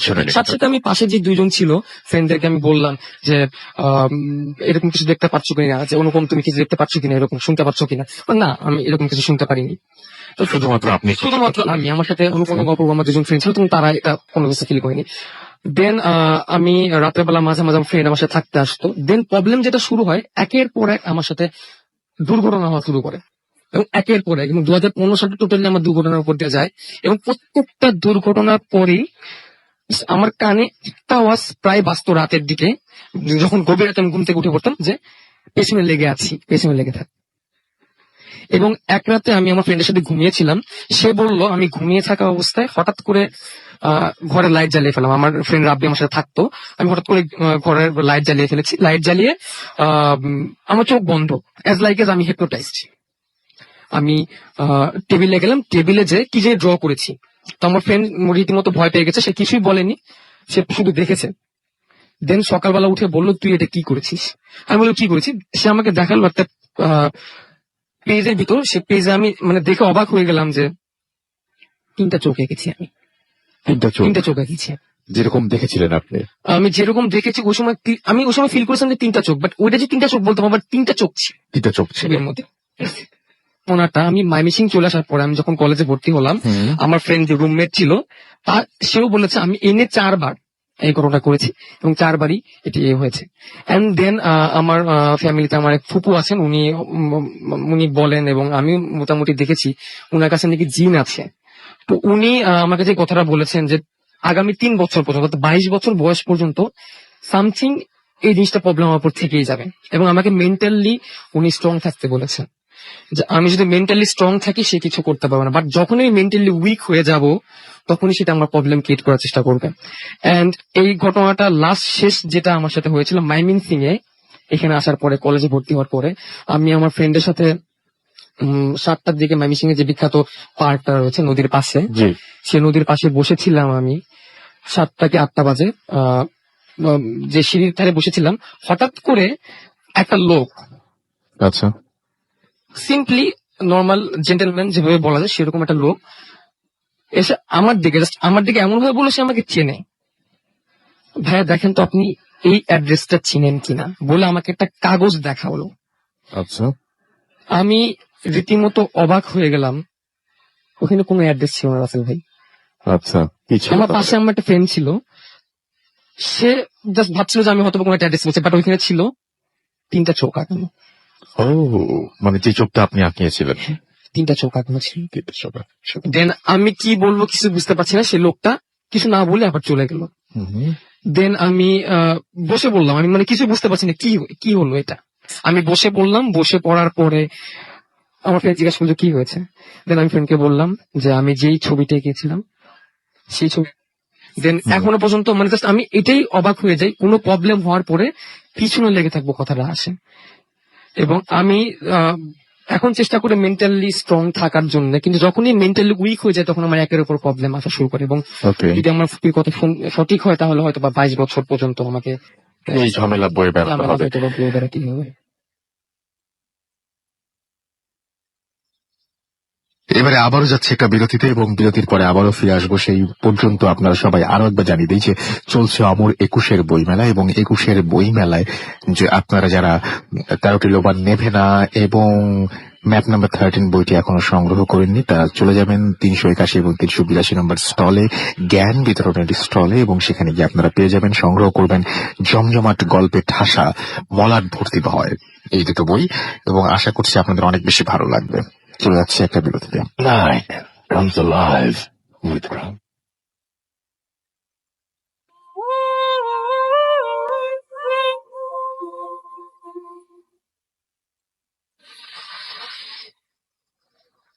Welcome back. চট্টগ্রামকে সাথে নিয়ে ফিরে আসলাম।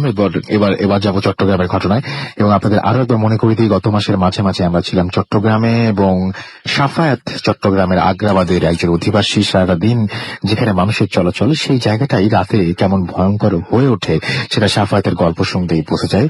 আমরা কোনো কথা না বাড়িয়ে চলুন চলে যাই সরাসরি সাফায়াতের ঘটনা, এবং সাফায়াতের কাছে শুনে আসবো সেদিনের সেই রাতের ঘটনা। ঘটনাটা হচ্ছে 2001-এর।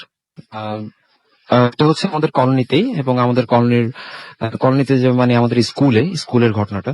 এটা আপনারা আমাদের রিইউনিয়নের সময় 2001-এর 24শে ডিসেম্বরের কথা বলছি আমি। তো আমি পেশাগতভাবে আগে সব প্রকৌশল ছিলাম, সাউন্ড ইঞ্জিনিয়ার, এবং আমাদের বিজনেস ছিল। তো ওই টোটাল ইভেন্টের কাজটা আমরা পাই। তো এটা মানে ট্রেডিশনাল ভাবে চলে এসেছিল। আমার আব্বু করলো, তারপর আমার চাচা করলো, দেন আমি ইনভলভ হই। তো এর ঠিক 15 মিনিট আগের দিন রাতে সাউন্ড সেটআপ দিয়ে, লাইট সেটআপ মানে আমরা সব কাজ শেষ করব। তো মোটামুটি কাজ শেষ, রাত 2টো কি 2:30 তখন। আমরা কাজ শেষ করে আমরা যাচ্ছি চা খেতে বাগানতলির মোড়ে। বাগানতলির মোড়ে যাওয়ার আগে আমরা সব লাইট টাইটস গুলো মানে সবকিছু জ্বালিয়েই মোটামুটি আমরা বের হয়ে গেছি।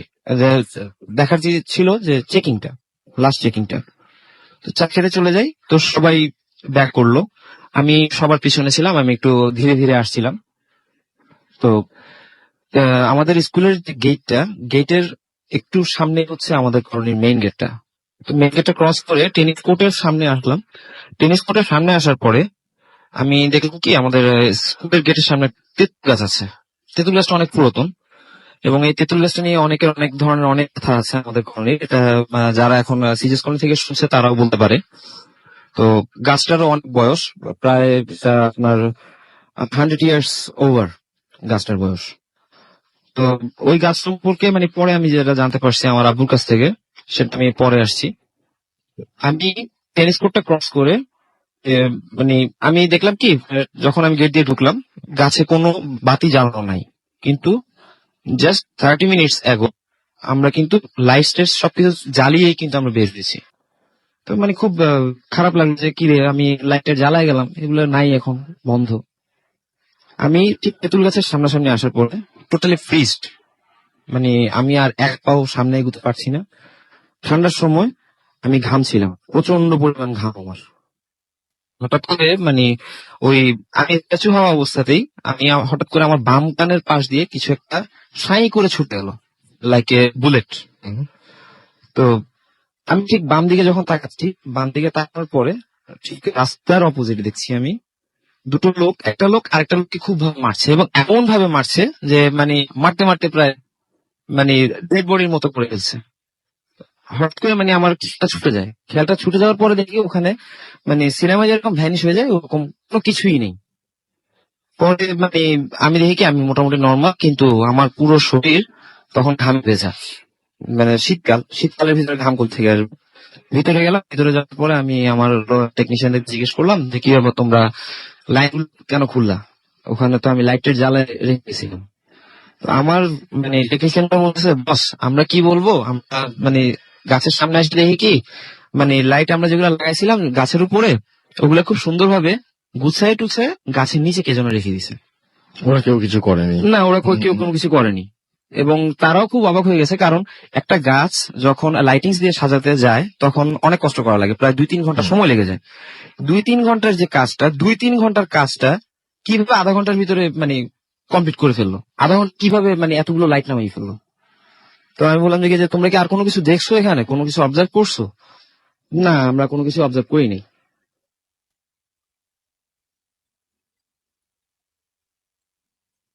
আরো একবার আপনাদের সবাইকে স্বাগত জানাচ্ছি, আমি রাসেল। শুনছেন সবসময় রেডিও 48.2 FM, চলছে ভূত FM, এবং একটার পর একটা দাম ঘটনা শুনছি আমরা।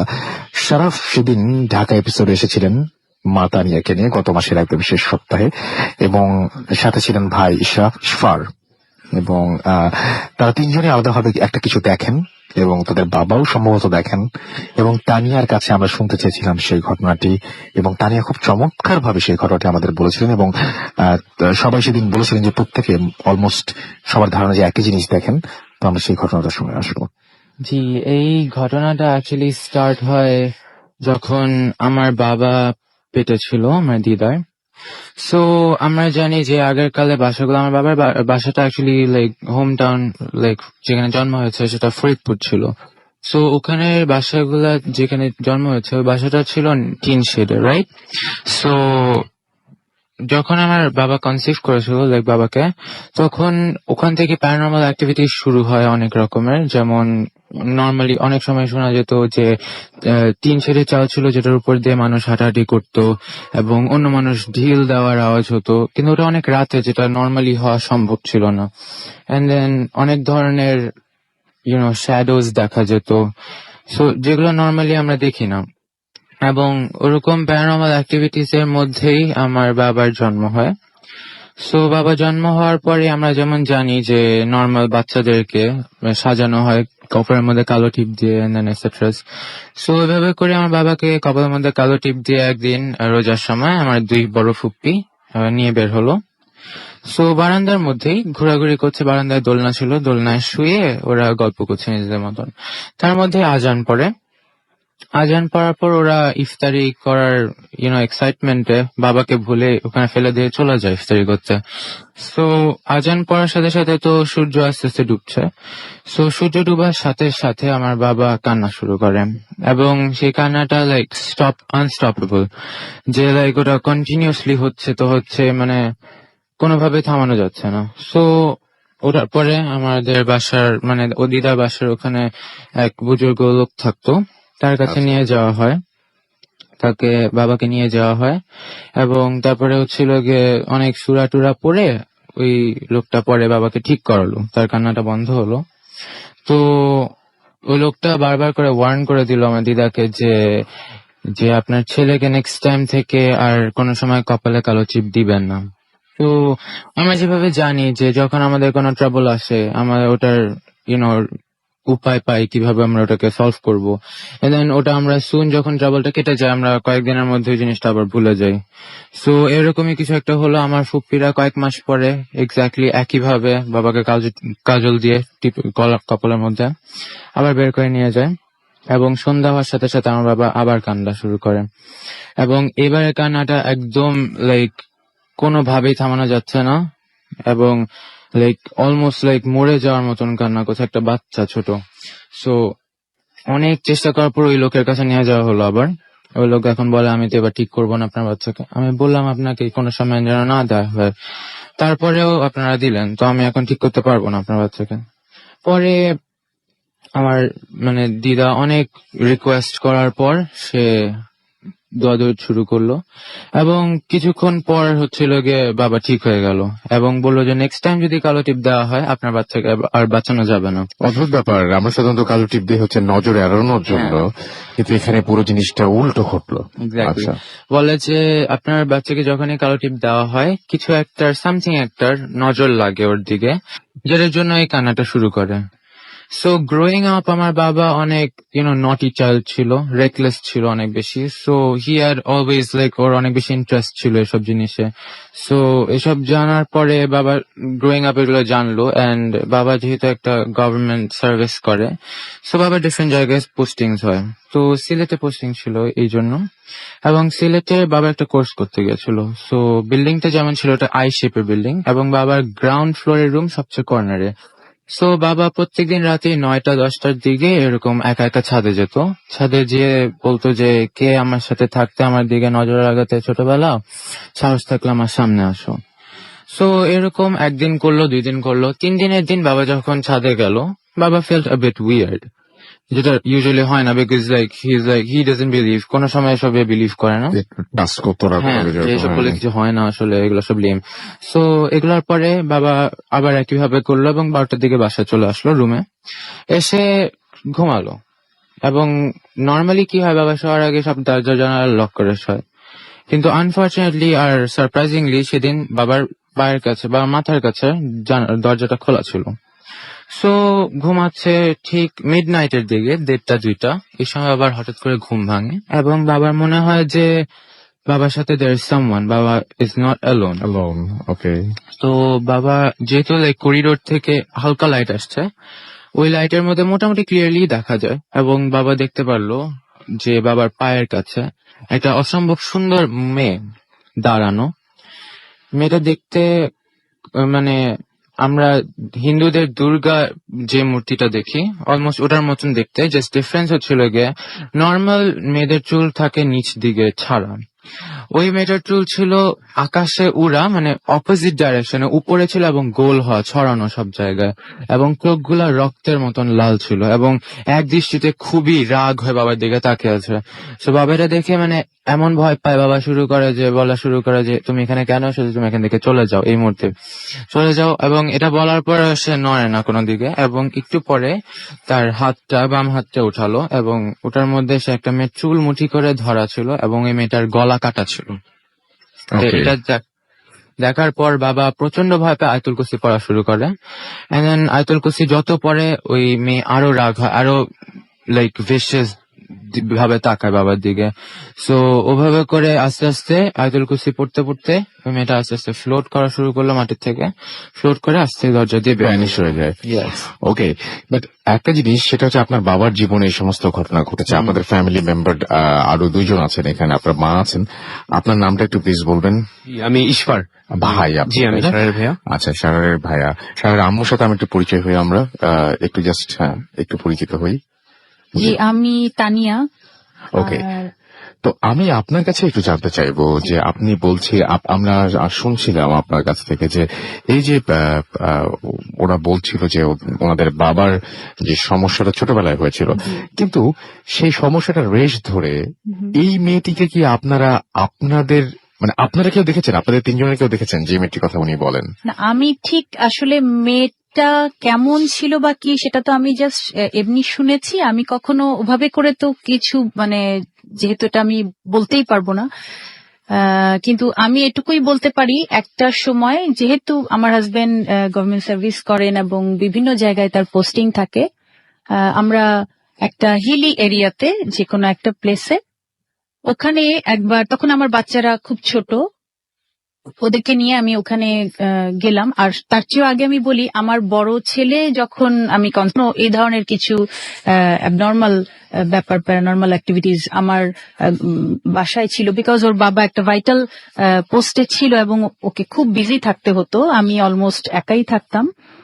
সেই সময়টায় আমাকেও কিছুটা জিনিস, এই ধরনের জিনিস ফেস করতে হয়েছে এবং আমি তখন জিনিসটাকে আসলে এভাবে দেখতাম যে হয়তো আমি প্রেগনেন্ট, সো সেই জন্যই হয়তো আমি ভয় পাচ্ছি। রাইট, অনেকেই বলেন যে এই সময়টা অনেক রকম চিন্তা আসে মাথায়, সেটাই, রাইট, ওটা থেকেই। বাট আমি ওটাকে কখনো সিরিয়াসলি ওভাবে কিছু ধরিনি।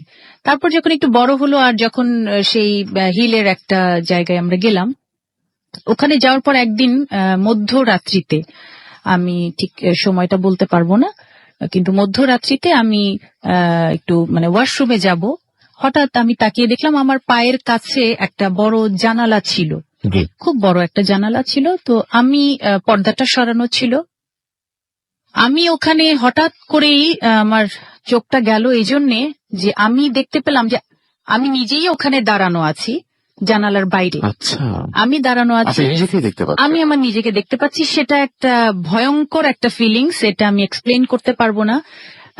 এক্স্যাক্টলি ঠিক সেই রকমই, যেরকম চুলগুলো উপর দিকে, একটা অদ্ভুত অবস্থা চুলে, আর চোখটা ভীষণ টকটকে লাল এবং খুব রাগী চোখে আমি আমার নিজেকেই দেখছি। এবং আমি এতটাই ভয় পেলাম যে আমি ওর বাবাকে তখন ডেকে তুললাম। আমি এবং সাথে সাথে আমি আর কিছু, তখন আর কিছু আমার এর পরের অংশ আমার আসলে আর কিছু মনে নেই।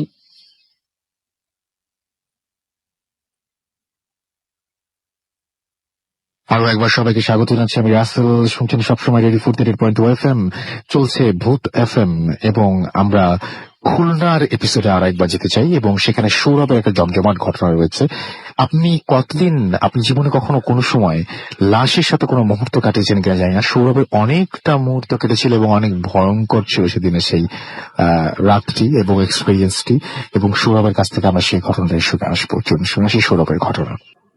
আমার বাসা সোনাডাঙ্গা আবাসিকে এখন আছে, বাট আমি যে ঘটনাটা বলবো তখন আমি রূপসায় ছিলাম। ওকে, সো আমরা চলে যাই আপনার ঘটনায়। কত বছর আগের ঘটনা হবে এটা? ঘটনাটা হচ্ছে গত বছরের জানুয়ারি মাসের ঘটনা। ওকে, চলে যাই আমরা ঘটনায়। হ্যালো লিসেনার্স, আমি সৌরভ। তো ঘটনাটা গত বছরের জানুয়ারি মাসের।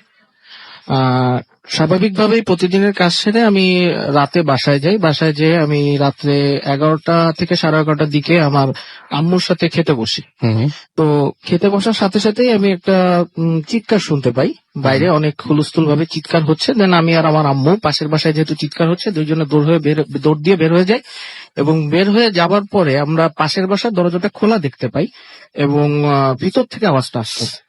তো আমরা দুইজন ভিতরে ঢুকে যাই এবং ঢুকে যেয়ে দেখি যে শিহাব ভাই এবং তার ওয়াইফ অনেক জোরে কান্নাকাটি করতেছেন এবং তারা একটা দরজা ভাঙার চেষ্টা করতেছেন। দ্যাটস তাদের বেডরুমের দরজা।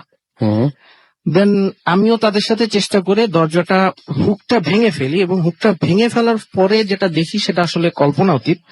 দেখি আন্টি গলায় ফাঁস নিয়ে ঝুলে আছেন। আচ্ছা, তখন এটা আপনার চোখের সামনে দেখেছেন আপনি? হ্যাঁ, একদম।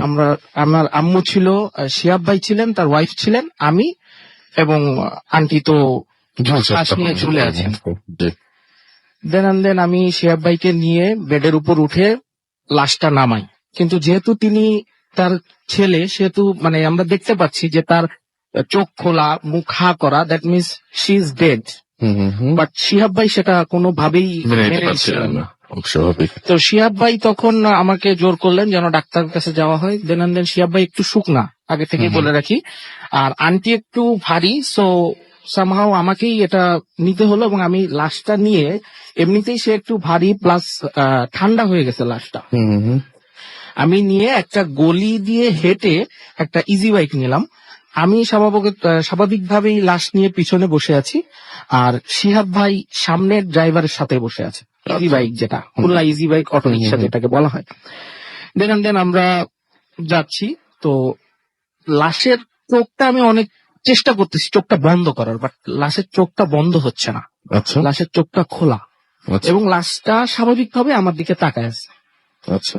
তো আমি নিজেকে একটু শক্তভাবেই আমি ওইভাবে যাচ্ছি, বাট কিছু সময় পরে, জাস্ট 5 থেকে 7 মিনিট পরে আমি লক্ষ্য করি লাশটা হাসতেছে। দ্যাট মিনস আন্টি হাসতেছে, আমার দিকে তাকায়। এটা আপনার মনে হচ্ছে নাকি আসলে মানে এটা একদম দিনেই হচ্ছে এই ঘটনা? না, এটা হচ্ছে রাতের ঘটনা। রাতের ঘটনা। আচ্ছা, রাত তখন 12টা 12:30 বেজে 12টা গেছে। 12টা বেজে গেছে। ঘটনা টোটাল, আমরা তখন রাস্তাতে যাচ্ছি, এবং সেই দিন রাস্তায় রোড লাইন নাই। আচ্ছা, তো আবার শীতের রাত, চমৎকার। তো আমার মানে অস্বস্তি লাগলেও তো কিছু করার নাই, কোলের উপরে আন্টি আছে, তো সামহাও হাসতেছে। দেন আমার 2-3 সেকেন্ড পরে আমি চোখটা অফ করলাম, যে জাস্ট বোঝার জন্য যে না, এখানে কিছুই হচ্ছে না।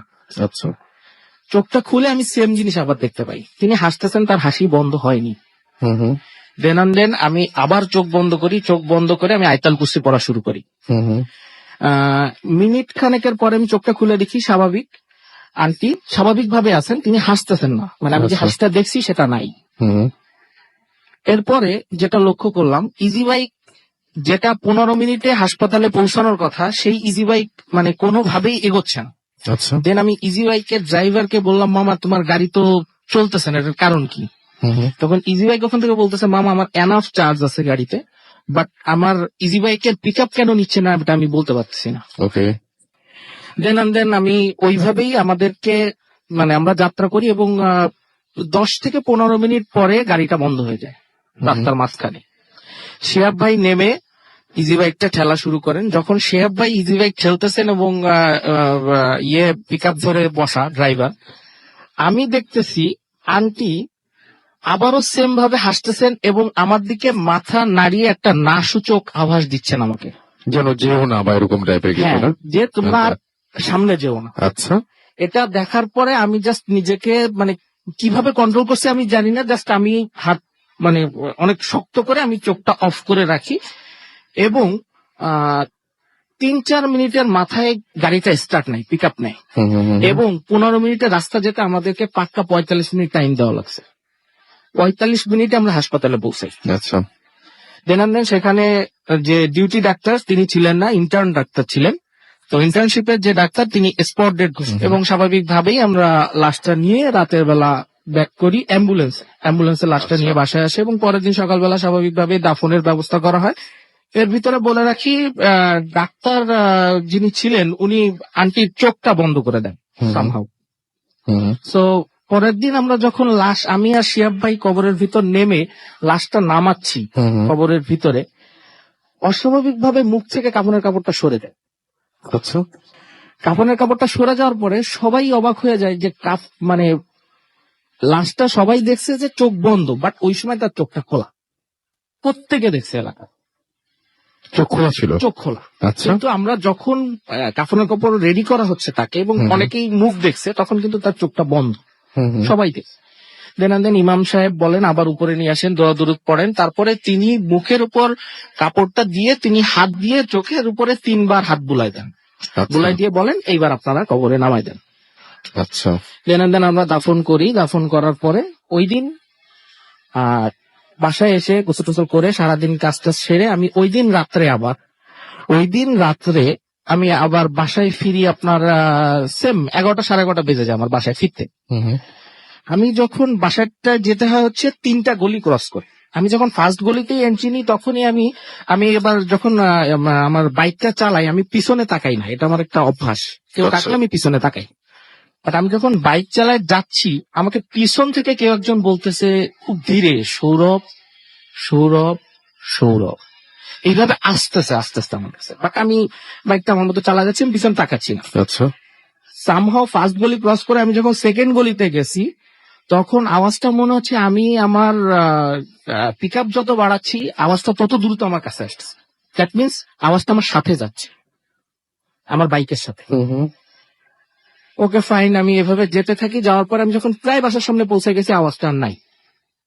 বাসার সামনে পৌঁছানোর পরে আমি জাস্ট গাড়িটা স্টপ করার পরপরই আমার কানে আসে কান্নার আওয়াজ। এখানে বলে রাখি আমার বাসার ঠিক অপোজিটে একটা মাঠ আছে এবং মাঠের কোনায় বেশ কিছু খেজুর গাছ আছে। আচ্ছা তো মাঠের থেকে যখন আওয়াজটা আসতেছে ফুপায় ফুপায় কেউ কাঁদতেছে, মানে ফুপিয়ে ফুপিয়ে যেভাবে কাঁদে ওইভাবে কাঁদতেছে। তো আমি কিউরিসিটি নিয়ে মাঠের ভিতরে যাই। মাঠের ভিতরে যাওয়ার পরে আমি দূর থেকে কিছুই দেখতে পাচ্ছি না যেহেতু শীতের রাত। তো আরেকটু কাছে যাওয়ার পরে আমি একটা জিনিস আবিষ্কার করি, সেটা হচ্ছে খেজুর গাছের নিচে সাদা কাপড় পরে কেউ একজন বসে আছে এবং আচ্ছা। সেই কাঁদছে। তো আমি জাস্ট 2টা স্টেপ সামনে যেয়ে বলি, আপনি কে, এত রাত্রে এখানে কেন, কাঁদছেন কেন? আচ্ছা কোনো রিপ্লাই আসে না। আমি মনে করি যে সে মনে হয় শুনতে পাচ্ছে না, যে কারণে আমি আরো সামনে চলে যাই। আচ্ছা আমি তার থেকে মিনিমাম 5-6 হাত দূরে দাঁড়িয়ে আছি। আমি তখন 3-4 বার একই কথাই বলি, একটু জোরে বলি যে আপনি কাঁদছেন কেন, আপনি কে? তারপর আমি যেটা দেখি সেটা আমি দেখবো বলে আশা করিনি। আচ্ছা হঠাৎ করেই তিনি কান্নাটা থামিয়ে আমার দিকে তাকিয়ে পড়েন এবং তার তাকানোটা স্বাভাবিক ছিল না। আমরা যেভাবে পিছনের দিকে তাকাই সেইভাবে সে তাকায়নি, তার মাথাটা ঘুরে যায়। আচ্ছা মানে পুরো ঘুরে যায়। পুরোটাই ঘুরে যায়। এবং যখনই তার মাথাটা ঘুরে যায় আমি দেখতে পাই আন্টি সেম রূপে আমার দিকে তাকায় আছে, ঠিক যেভাবে ইজি বাইকের ভিতরে আমার কোলের উপর ছিল সেই সময়ের মতো করে। সেই সময়। আচ্ছা এটা দেখার পরে 5 থেকে 10 সেকেন্ডের বেশি আমি ওখানে স্টে করতে পারিনি, আমি সেন্সলেস হয়ে যাই। পরের দিন সকালে আমি আমাকে আবিষ্কার করি আমার বাসার বেডে, এবং আমি শুনি নাইট গার্ডরা আমাকে বাসায় দিয়ে গেছে। আম্মুকে সব বলার পরে আম্মু আমাকে বলে যেহেতু লাশটা নিয়ে এত ক্লোজলি আমি ছিলাম, সো সামহাউ এটা আমার একটা হ্যালোসিনেশন। আচ্ছা আসলে তেমন কিছু ঘটেনি বলেই সবাই ধারণা করছেন। আচ্ছা তারপর? তো আমি আর এটা নিয়ে আর কথা না বাড়াই, আমি স্বাভাবিকভাবেই সেই দিন একইভাবে বাসায় থেকে বের হয়ে কাজ টাজ করি। বাট রাত্রে আমি যখন আবার বাসায় ফিরি ঠিক ফার্স্ট গলিতে আমার কোনো প্রবলেম হয় নাই। যখন আমি সেকেন্ড গলিতে এন্টার করছি তখনই একটা কুকুর আমার সাথে সাথে যাচ্ছে। আচ্ছা আমার বাইকের স্পিড যত বাড়তেছে কুকুরটাও তত দ্রুত দৌড়ছে। সেকেন্ড গলি থেকে আমি যখন থার্ড গলিতে গেছি সেম কালারের সেম একটা কুকুর, দ্যাট মিনস 2টা কুকুর 2 পাশে আমি দেখতে পাচ্ছি, মনে হচ্ছে একটা মিরর। আমি মাঝখানে 2 পাশ থেকে 2টা কুকুর আমার সাথে দৌড়াচ্ছে, মানে আমি যাচ্ছি বাইকে, ওরা দুজন আমার স্পিডের সাথে যাচ্ছে। আমি মনে করতেছি যে একটা কুকুরই তো, আর রাস্তাঘাটে রাত্রেবেলা স্বাভাবিক কুকুর তো থাকবেই। তো ভয় লাগলো যে জিনিসটা দেখে, সেটা হচ্ছে যখন আমি স্পিড অনেক বাড়ায় ফেলছি, গিয়ার 5টাই ফেলে দিছি গাড়ির, তখন মূলত ঘটনাটা ঘটছে। ওরা অনেক দ্রুত দৌড়ে যে সামনে যে 2জনই একই সাথে আমার দিকে মুখ দিয়েছে, মুখ দিয়ে তাকায় দিয়েছে। না আমি যে গাড়ি ব্রেক করবো তার কোনো উপায় নেই। পজিশন নাই। আচ্ছা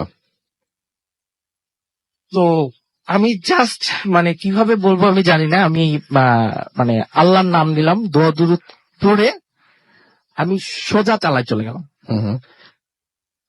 আশ্চর্যজনক বিষয় হচ্ছে যে কুকুরগুলোকে আমি পরে আর দেখতে পেলাম না।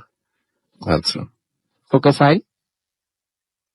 আমি এরপরে 2-3 দিন আমার সাথে কোনো প্রবলেম হয়নি। ঠিক তার 3 থেকে 4 দিন পরে আমি রাত্রে বাসায় যাচ্ছি, আমি বাসার গেটটা লক করা থাকে, আমি বাসায় এসে বাসার গেট খুলবো, বাট গেটটা আমার খোলা লাগে নাই, গেটটা খুলে গেছে আমার সামনে।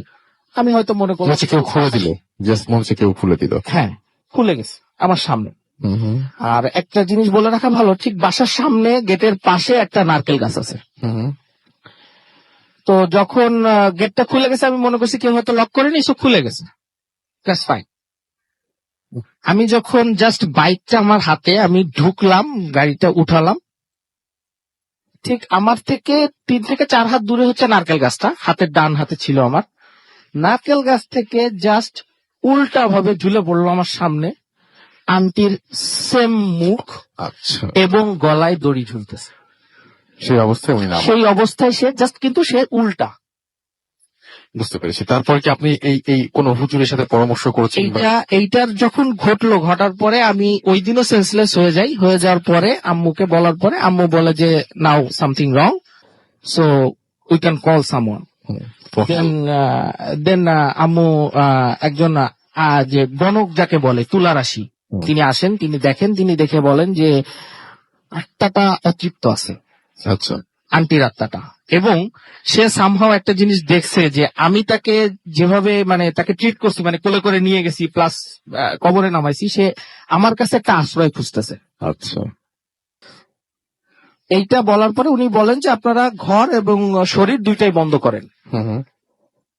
কিন্তু বন্ধ করেন বলতে গেলে এখন এটা করতে তো সময় লাগবে, সো সামহাও আমরা সাথে সাথে এটা করি না। বাট ওই দিনই বিকেল বেলা, যেদিন ঘটক এই কথা বলেন, আমি ঠিক সন্ধ্যার আজানের পরে ব্যালকনিতে দাঁড়ায় আমি কফি খাচ্ছি, বাইরে কোথাও বাতাস নাই, বাট আমার ব্যালকনির বনসাই গাছটায় ঝড় হচ্ছে।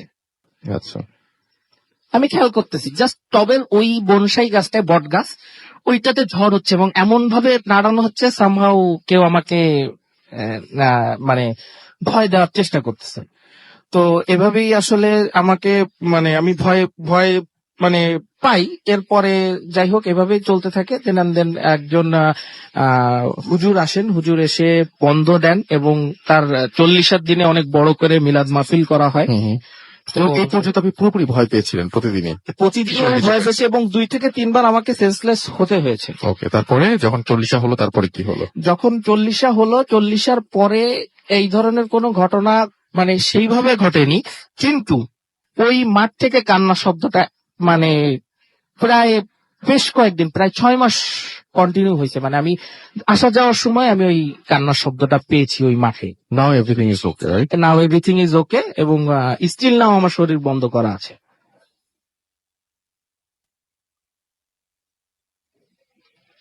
সময় খুব কম, চলে যাচ্ছি রাজশাহীতে এবং শুনছেন সবসময় রেডিও ফুর্তি। আমি রাসেল আছির সাথে, এবং ভূত এফএমের স্পেশাল এপিসোড হচ্ছে বাংলাদেশের বিভিন্ন জায়গায় সংগ্রহ করা ঘটনাগুলো নিয়ে একটা সংকলন তৈরি করেছি আমরা, এবং সেই সংকলনই শুনছেন আপনি। এবং সেই সাথে আরো একবার জানিয়ে দিয়ে চলছে অমর 21 বই মেলা। 381 এবং 382 নম্বর স্টলে রয়েছে আমাদের দুটো বই, এবং সেই দুটো বইয়ের নাম হচ্ছে 13টি লোবান নেবে না এবং ম্যাপ নাম্বার 30। অবশ্যই সংগ্রহ করে নেবেন বই দুটো, এবং আশা করছি যে এই বই দুটো আপনাদের অনেক আনন্দ দেবে। এবং চলে যাচ্ছি রাজশাহী এপিসোডে ডাক্তার আহসানের কাছে আরো একবার। থ্যাংক ইউ রাসেল ভাই আমাকে আবার সুযোগ দেওয়ার জন্য। জি, রাজশাহীতে এমন অনেকগুলো পুকুরের নামে আমি শুনেছি যেখানে এমন আনির্জল অনেক কিছু ঘটে। যেমন হসপিটালের কথা বলছিলেন আপনি? আমাদের হসপিটালের পাশে যে পুকুরটা আছে, মর্গের পাশে যে পুকুরটা, নার্সিং কলেজের একদম সামনে, ওখানে দায়িত্বরত যেসব গার্ড গুলো আছেন রাত্রে পাহারা দেন, তাদের মুখ থেকে শোনা, তারা বলেন তারা 4 জন ডিউটি করেন। একজন ভাগ করেন ডিউটিটা, দুইজন এদিকে যাবে, 2 জন অপোজিট সাইডে যাবে, এমন সামথিং। তো 2 দিন একদিন রাত্রে ওই দিক দিয়ে হাঁটছিল, তখন দেখতে পাই পুকুরের মাঝখানে কেউ গোসল করছে। শেপটা তারা সঠিকভাবে বলতে পারলো না, তবে বললো যে ফিমেল একটা ফিগার, তার বডির অর্ধেকটা পানির ভিতরে আর বাকি অর্ধেকটা উপরে। ওটা দেখে তারা ভয় পেয়ে যায়, মনে একটু খটকা লাগে যে আসলে হাসপাতালে আপনি বুঝতে পারছেন এখানে এমন এত রাতে, রাত 12টা-1টার দিকে কেউ গোসল করতে যাবে একা একা, আবার পুকুরের মাঝখানে, ওরকম একটা হন্টেড প্লেস। বাট এটা শোনার পর তারা অপর 2 জনকে ডাকতে যায় যে আসলে ঘটনাটা কি, তারা ভয় পেয়ে যায়। তখন তারা যখন ঘটনাস্থলে যায় দেখতে পারে পুকুরে পানিটা নড়ছিল, এন্ড পুকুরে ওঠার নামার জন্য যে সিঁড়িটা ছিল ওখানে ভেজা পায়ের ছাপ ছিল। ও আচ্ছা, তার মানে ওখানে কেউ ছিল। তার মানে ওখানে ওই পুকুরের জন্য একটি মাত্র রাস্তা, এবং ওই রাস্তার সামনে কিন্তু বাকি 2 জন পাহারা দিচ্ছিল, আর বাকি 2 জন ছিল কিন্তু পুকুরের সামনে। তার মানে আচ্ছা। ওখানে আর কেউ থাকার কোনো স্কোপ নেই, আচ্ছা, কেউ ছিল না, তবে কি ছিল সেটা? সেটাই তো, সেটাই আবার হচ্ছে যদি সবচেয়ে বড় প্রশ্ন প্রশ্ন। থেকে যায়, তারপরেও সেখানে কথা আসছে যে পরে তারা পানি নড়তে দেখেছে, 4 জন দেখেছে, একজনের চোখের ভুল নয়, হ্যালুসিনেশন নয়। আবার সিঁড়িতে পায়ের ছাপ ছিল। FM, the night comes alive with crime informed.